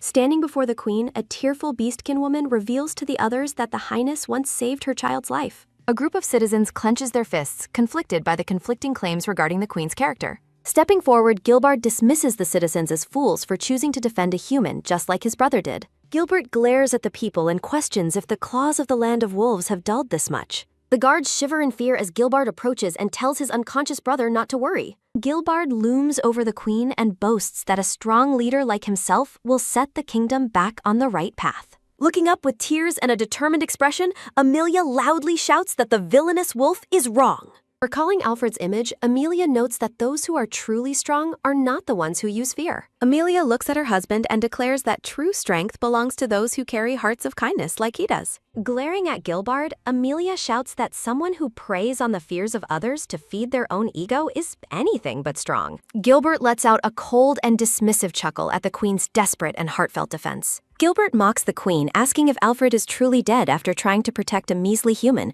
leaving Amelia in despair. Amelia desperately begs for her husband to wake up as she cradles him. Alfred experiences a flashback of Amelia rescuing him from the darkness of his past. Alfred recalls how Amelia's kindness and bravery saved him when he was most vulnerable. Amelia weeps over the unconscious king, confessing her love in a moment of despair. A single tear rolls down as Alfred's eyes begin to flicker open once more. Gilbert is startled by a sudden, powerful surge of energy radiating from the broken jewel. Gilbert expresses shock as he watches the pink jewel rise and begin to glow. The radiant jewel shatters to reveal 2 rings as the prophecy of passion is fulfilled. Gilbert tries to incite the crowd by claiming the magical display is another human trick. Amelia gasps in surprise as Alfred begins to regain consciousness and winces from his injuries. Alfred apologizes to his wife for the immense worry he caused her during the explosion. Amelia nods tearfully as she is reassured that the crisis has finally passed them by. Alfred stands up and clenches his fist, signaling his return to the fight for order. Alfred addresses the gathered citizens, asking them to witness the truth behind their human queen. Alfred explains that Amelia's compassion for the people transcends the boundaries between humans and beastkin. Alfred urges the kingdom to identify their true enemy rather than blaming the innocent queen. The citizens recall Amelia's hard work during past tragedies, confirming she would never harm them. Alfred mocks his brother, noting that the trust Amelia built has completely ruined his plans. The cheering crowd serves as definitive proof of the deep trust Amelia has earned from them. Gilbert grits his teeth and calls out his brother's name in a fit of rage. Royal guards surround the defeated traitor, pointing their blades at him as he is captured. The atmosphere shifts as white feathers drift through the air above the castle grounds. Amelia looks up in wonder as a giant white eagle descends toward the stone courtyard. A pair of dark boots steps onto the pavement, marking the arrival of an ally. Christina declares the traitor's defeat while her companion confirms the arrest of Gilbert's conspirators. Gilbert is consumed by fury as he watches his bound men being led away into custody. Alfred draws his sword and tells Gilbert to repent for the harm he has caused. Gilbert stands motionless as the surrounding guards keep their spears leveled at the traitor. Alfred prepares his blade for a final strike while reflecting on his brother's many sins. Alfred raises his sword toward the sky, preparing to execute Gilbert before the entire kingdom. Gilbert reflects on the heavy accusations against him as he stares at his brother's blade. A close-up of Gilbert's face captures his somber mood as his coup officially ends. Memories of a cheerful younger beastkin flash through the scene, highlighting a lost innocence. Alfred swings his blade down toward Gilbert, intent on ending the threat once and for all. Amelia suddenly leaps forward to stop the execution, causing Alfred to freeze in total shock. Alfred questions his wife's interference as a flashback of her parents' death briefly reappears. Amelia admits she still carries heavy grudges but refuses to let them dictate her life. Amelia declares that surrendering to hatred would only make her as villainous as Gilbert himself. Alfred listens intently as his wife stands her ground against the cycle of brotherly vengeance. Amelia explains that she chooses a happy future with Alfred over dwelling on past miseries. Alfred chuckles and admits he just cannot win against his wife's heart and kindness. Alfred turns back to Gilbert and asks if the traitor has any remaining misgivings. Amelia points out that Gilbert could have ruined their lives at any time he wanted. Amelia reminds Gilbert that he had every opportunity to take her hostage during their encounter. Amelia lists how easily Gilbert could have framed her for the murder of the king. Amelia concludes that Gilbert refrained from these crimes because he had deep inner doubts. Gilbert laughs dismissively, refusing to confirm the queen's observations about his inner conflict. Alfred addresses his brother, stating that he can never forgive the harm he caused. Alfred commands Gilbert to discard his hatred and spend his life atoning for his sins. Gilbert mocks the king's mercy while Alfred calls out to his brother as he departs. Gilbert reflects on his brotherly bond with Alfred as a rift separates their past and present. A newborn's cries echo through the royal chambers as the Wolf King and Queen welcome their second son. The king calls his eldest son Gilbert to the bedside to meet the newest member of the family. Young Gilbert beams with joy and enthusiasm as he responds to his father's request to approach. The king introduces young Gilbert to his baby brother Alfred, fostering a sense of duty and affection. Young Gilbert is captivated by the tiny infant and asks his parents for permission to hold him. Gilbert's mother warns him to be careful and hold his brother gently as she passes the baby. Holding baby Alfred amidst a garden of flowers, Gilbert feels an immediate connection as his parents smile. A sense of pride fills young Gilbert as he realizes his new identity as an older brother. The king instructs Gilbert to protect his brother, and the boy happily vows to fulfill his duty. In the present, the scarred Gilbert somberly reflects that he truly meant that promise in his youth. Gilbert wonders when his path diverged from Alfred's as they stand back to back as estranged adults. Gilbert recounts falling victim to political machinations and hatred, culminating in the violent loss of his inheritance. A close-up captures Gilbert's somber expression as he finishes his internal monologue about his tragic past. Gilbert faces his capture with a resigned and weary gaze, accepting the consequences of his failed coup. Guards secure Gilbert's hands in wooden stocks, finalizing his transition from a royal traitor to a prisoner. Being led away to begin his atonement, Gilbert looks back and acknowledges Alfred one final time. Gilbert muses that they might have remained close brothers if they hadn't been born into royal roles. Alfred watches in silence as his brother is led away, his expression hidden as the chapter closes. The traitorous wolf is marched away by spear-wielding guards, leaving the king to restore order. Amelia calls out to Alfred as they walk through the gardens, her voice breaking the peaceful silence. Alfred looks up at the bright sky, finding a moment of clarity and peace after the storm. The king and queen hold hands tightly, affirming their bond as they move toward a new future. Alfred and Amelia walk together toward the light, ready to face the challenges of ruling their kingdom. Peace returns to the land of wolves as the long-awaited day of the royal wedding ceremony finally arrives. Beastkin maids bustle about the castle, preparing for the celebration with excitement and various wedding supplies. Beautiful white wedding dresses hang ready for the bride, surrounded by vibrant red roses and white lilies. Oliver stands guard outside the queen's chambers, fulfilling his duty as the wedding preparations continue inside. An elegant boot steps onto the carpet as an unexpected guest arrives at the queen's dressing room. Oliver's eyes widen in absolute surprise as he recognizes the distinguished wolf standing before him at the door. A white-furred wolf from the Senna Louise family arrives carrying a massive bouquet of vibrant blue roses. The white wolf knocks on the door, expressing a desire to present a gift to the human bride. Amelia greets Lady Christina with a bright smile, delighted by her friend's presence on her big day. Lady Christina kneels and presents the blue roses, while a touched Amelia expresses her deep gratitude. Christina insists that she is the one who should be thankful to Amelia for changing her life. Christina explains that Amelia's influence ended her forced engagement and allowed her to claim her family's leadership. Displaying a royal crest, Christina announces she has secured her father's blessing to inherit the duchy. Amelia joyfully congratulates her friend, celebrating Christina's new independence and the bright future ahead. Taking Amelia's hand, Christina notes that the human queen possesses a mysterious and inspiring power. Christina explains that seeing Amelia's hard work motivates everyone in the kingdom to strive for their best. With a playful wink, Christina reaffirms her support and admiration for the queen's character and strength. Overwhelmed by Christina's heartfelt words, Amelia begins to cry, tears of pure happiness and relief. The maids playfully hug Amelia while Oliver notes that Alfred was wise to choose such a queen. The Beastkin maids push the men out of the room, insisting they must finish dressing the queen. Oliver greets Alfred in the corridor, where the king stands dressed in a sharp white wedding suit. Oliver attempts to stop the king from entering, explaining that the maids are still preparing the bride. Alfred ignores the warning and barges in, asking Amelia to help him pick out a necktie color. Alfred is struck speechless by Amelia's beauty in her gown, his tail wagging furiously in pure adoration. The maids scold Alfred for his rudeness and order him to wait outside until the bride is ready. Alfred sheepishly apologizes for his intrusion, while Amelia smiles at her husband's adorable and clumsy eagerness. Alfred asks Amelia to meet him at the greenhouse for a private conversation later that day. Amelia questions the location, confused by the sudden invitation to the site of the recent tragedy. Recalling the arson, Amelia notes that the greenhouse has remained closed ever since the fire occurred. Alfred's clawed hand grips a rose, symbolizing strength that is unfortunately used for harm. A sudden flash reveals a traumatic memory of a woman being brutally slashed by claws. The wolf maid Hannah gently explains that Alfred severed his claws out of consideration for her. The brown-haired girl stares in utter shock, unable to believe the king's extreme sacrifice. Looking at Hannah, the girl wonders why Alfred would go so far for someone like her.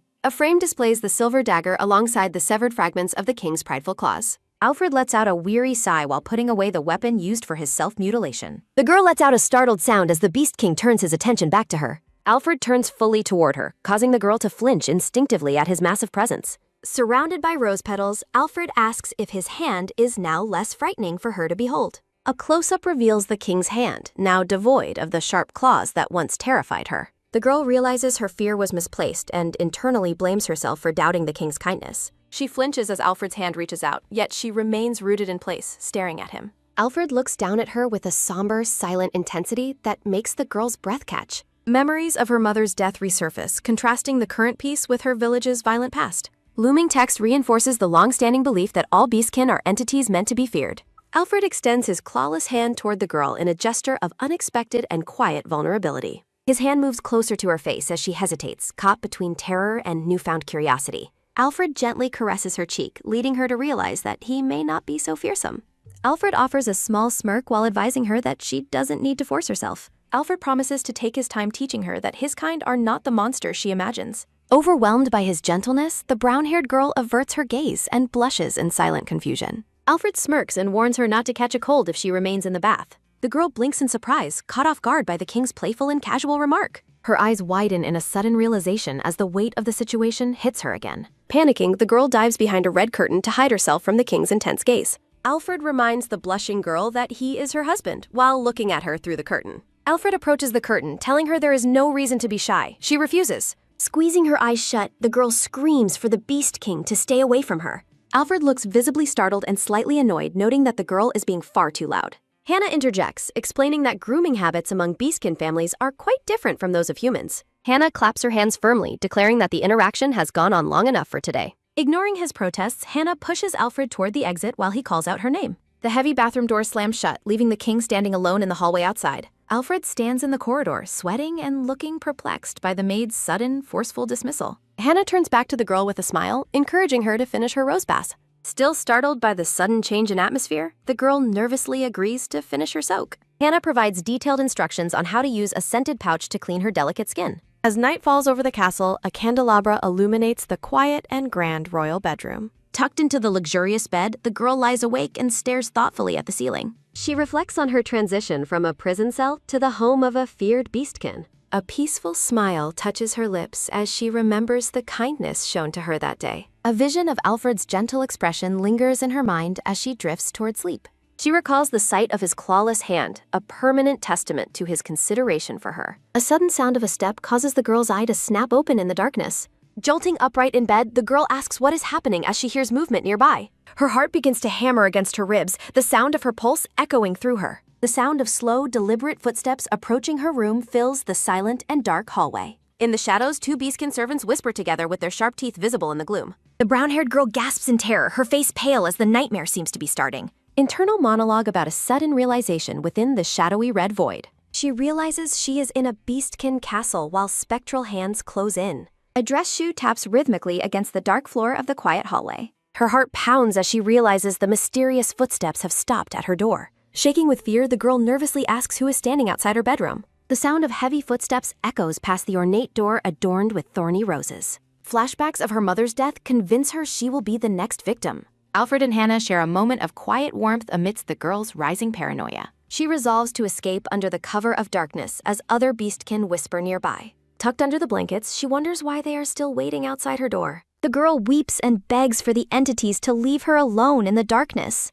Her eyes widen in panic as the sound of footsteps continues just outside the room. Alfred's wolf ears twitch as he walks down the dimly lit corridor of his castle. Silence falls over the hallway, heightening the tension as she waits for any movement. Peeking from behind the heavy blue curtains, she realizes the presence outside has finally vanished. A wave of relief washes over her as she believes she is finally alone. She tries to convince herself she is safe for the day as she rolls over. Feathers fall through the night as she worries about surviving the coming days without sleep.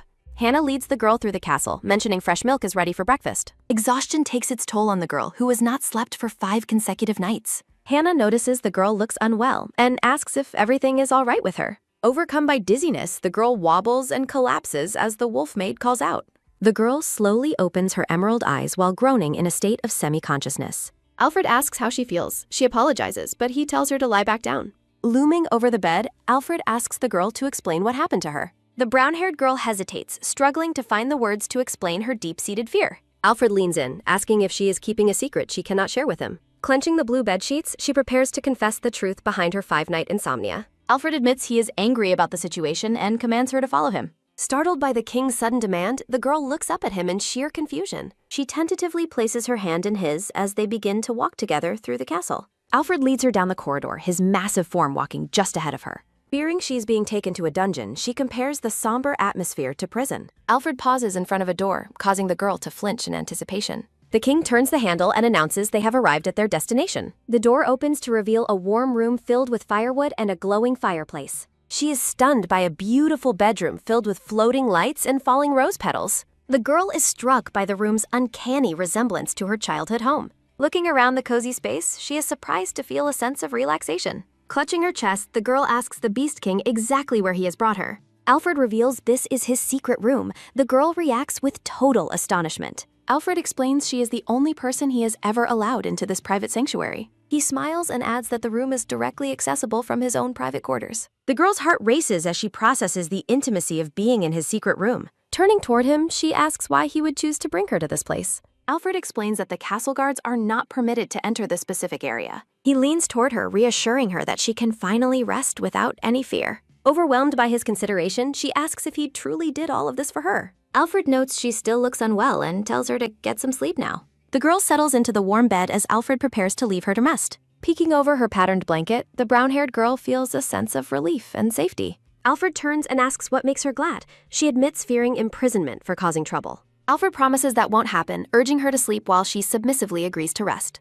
Sunlight streams into the room as the girl stretches, realizing this sanctuary allows her peace. Sitting up, the girl notices movement across the room as the Beast King stirs nearby. Alfred's ears perk up as he leans over his chair, asking if she is finally awake.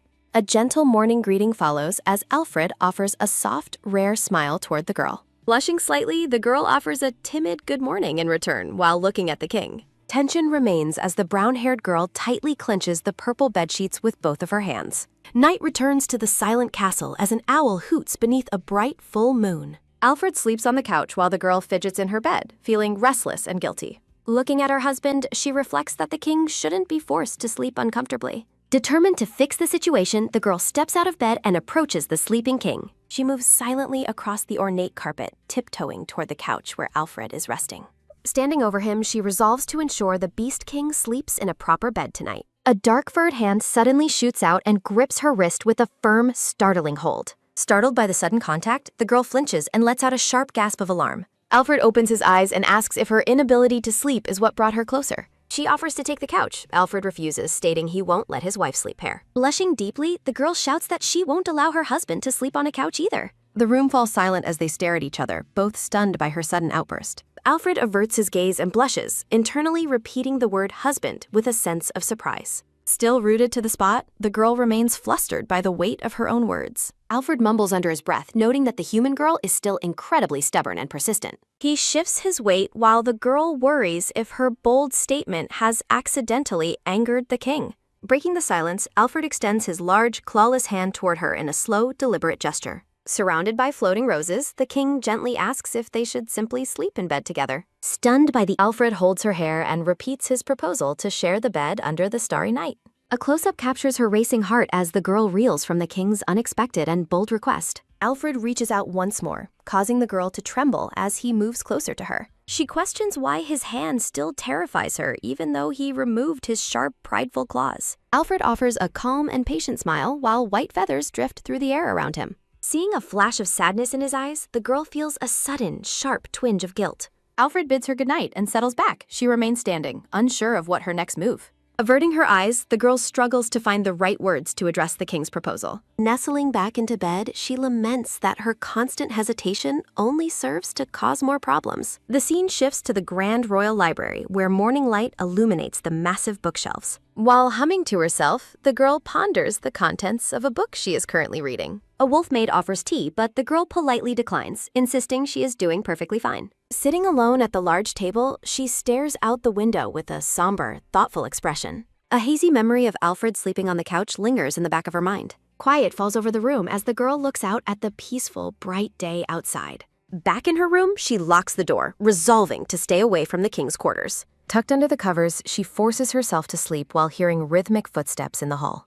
Panicked, she rolls over and clutches her chest, her heart hammering as the footsteps draw near. Panting with fear, she tries to convince herself that the unseen entities won't cause her harm. An oppressive darkness surrounds the text as she desperately repeats that she will not be hurt.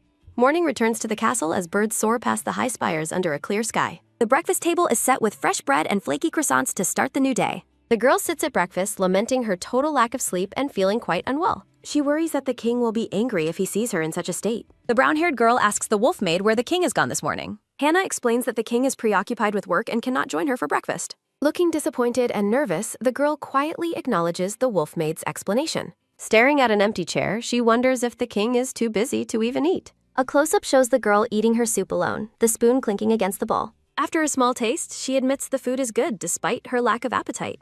A wide view shows the girl sitting alone at the massive, empty royal dining table. Running through the hall, she realizes the king has been sleeping on the couch for her. The girl stands before the heavy blue bedroom doors, preparing to confront the king. Her emerald eyes widen in pure shock as she notices something unexpected inside the room. A massive, luxurious bed is beautifully decorated with falling rose petals and white feathers. Entering the room, she realizes the bed is significantly larger than it was before. Alfred sits at his desk and notes her arrival while she looks on in surprise. The king remains focused on reading a letter, bathed in a warm orange glow. Alfred asks if something happened to prevent her from visiting him the previous night. Fidgeting nervously, she explains she simply wanted the king to sleep in a proper bed. A close-up captures Alfred's purple eyes reflecting a moment of quiet, intense focus. The king's gray tail swishes as he stands up from his desk with a clatter. Approaching her, Alfred asks if she prioritized his comfort on the couch over her own. She looks up, insisting she only cared because he is so busy with his royal work. Alfred is momentarily silenced, looking at her with a softened and genuinely surprised expression. Rubbing his neck awkwardly, Alfred leaves the girl confused by his sudden, silent reaction. Alfred mentions her fear of beastkin and explains he came up with a solution for her. Alfred gestures to the massive bed, suggesting its size resolves any potential problems between them. The brown-haired girl gasps in sudden understanding as she looks at the king's solution. Looking at the bed, she recalls it used to be much smaller in the past. Alfred promises not to harm her and urges her to finally rest without any fear. They both settle into the enormous bed, maintaining a safe and respectful distance apart. Lying down, she feels touched that the busy king made such an effort for her. The girl fidgets restlessly while Alfred lies silently beside her in the dark room. Exhaustion finally wins as the girl begins to doze off next to the quiet Beast King. Her eyes flutter shut as she finally slips into a deep, long-awaited sleep. Startled awake, she gasps in confusion as she finds herself held in the king's arms. Beneath the blue sheets, their feet shift as she tries to process the sudden contact. Blushing deeply, she stares at the king who has pulled her close during the night. A close-up shows the girl's shock as Alfred's large hand rests gently on her head. Bathed in morning light, Alfred continues to sleep soundly while holding the girl tight. Alfred stirs slightly in his sleep, his head nuzzling into her hair with a quiet groan. Her heart races as she wonders why the king is hugging her so intimately. Trapped in his embrace, she resolves to find a way to free herself from him. Feeling his steady heartbeat, the girl is momentarily distracted by the king's quiet presence. She reflects on the nature of beastkin as she gazes at the sleeping king's face. Recalling her initial terror, she remembers how much she once feared the king's presence. Surrounded by flowers, she realizes that things are no longer as frightening as they once were. Jolting with sudden realization, she questions her own actions and feelings toward her husband. Straining against his heavy arm, she desperately tries to turn over in the bed. She struggles with the king's heavy limb, finding his physical strength difficult to move. With a final effort, she successfully slips out of his embrace and celebrates her freedom. Alfred pulls the brown-haired girl into a tight embrace, causing her to cry out. Trapped in the king's grasp, the girl wonders how she can possibly escape his hold. The Beast King sleeps soundly while keeping his wife pinned securely against his large chest. The girl takes a cautious sniff of Alfred's arm, her eyes wide with sudden surprise. She reflects on how the king's scent is unexpectedly pleasant, reminding her of warm sunlight. A sense of comfort washes over her as she acknowledges that Alfred's body feels remarkably warm. Her gaze lingers on the thick, gray fur of the king's neck as he remains asleep. Watching his steady breathing, she observes that his fur appears to be incredibly soft. Overcome by curiosity, the girl wonders if the king would object to being pet like an animal. She tentatively reaches out and sinks her fingers into the soft, thick fur of Alfred's neck. The girl is shocked to find that the Beast King is even softer than she imagined. Alfred shifts slightly under her touch, causing the girl to flinch back in a sudden panic. Her heart hammers as she worries that her impulsive petting has accidentally awakened her husband. The king continues to sleep, his deep breathing the only sound in the quiet bedroom. Compelled by the sensation, she reaches out once more to pet the king's soft fur. As she strokes his neck, Alfred lets out a low rumble that reminds her of sunflowers. The girl wonders if the vibrating sound he makes indicates that he is enjoying the affection. She smiles warmly, thinking that the king's reaction is very similar to that of a dog. A hazy memory of a fluffy pet from her past surfaces as she continues her petting. Alfred stirs and groans in his sleep, sending a fresh wave of panic through the girl. The Beast King lets out a thunderous yawn, revealing his long, sharp teeth to the girl. Terrified by the sight of his fangs, she jolts upright while he remains in a daze. Panicking, the girl slides across the sheets and falls off the bed as Alfred wakes up. Alfred sits up and peers over the edge of the mattress, asking if she fell. Crouched on the floor, the blushing girl stammers an apology for her clumsy and sudden movements. The Beast King lets out a soft snort, seemingly amused by his wife's frantic behavior. Reaching out, Alfred notes that such accidents occur when one chooses to sleep on the edge. She takes his hand while lamenting the recurring embarrassment she faces in the king's presence. Alfred exerts his strength and effortlessly pulls the girl back up onto the large back. He holds her close, confessing his concern that she would eventually tumble out of the bed. Alfred explains his nightly vigilance prevented her from falling. She apologizes for being so much trouble. Pulling her onto his lap, Alfred warns the girl she is nearly falling off the bed again. The girl becomes completely flustered and avoids eye contact as the king holds her tightly. Alfred watches her with a calm, satisfied expression while the room glows with morning light. Overwhelmed by the intimacy, the girl declares she will return to her own bedroom tonight. Walking quickly through the hallway, the girl is struck by a sudden realization of her actions. She questions why she was petting the king as if he were a common pet animal. Covering her face in shame, she vividly recalls the feeling of the king's embrace. The girl looks down at her hand, still feeling the warmth of Alfred's large, powerful body. She reflects on her evolving relationship with the king amidst a backdrop of pink rose petals. Bathed in a soft glow, she contemplates the true nature of the man she calls husband. Looming shadows emphasize her internal confusion as she questions what the Beast King is thinking. The girl freezes in the dark hallway as a sudden sound of voices startles her. Standing in the darkness, she looks around and wonders what is currently happening in the castle. Peeking around a corner, she hears a wolf maid questioning why a human is even here. Her heart races as she realizes that the castle servants are openly gossiping about her. One maid urges calm while another whispers about the risks of being overheard by anyone nearby. A wolf maid grips her broom tightly, quivering with anger as she declares she has had enough. Baring her teeth, the maid warns that sooner or later something must be done about her. The girl is paralyzed with fear as one maid scolds the other for being reckless.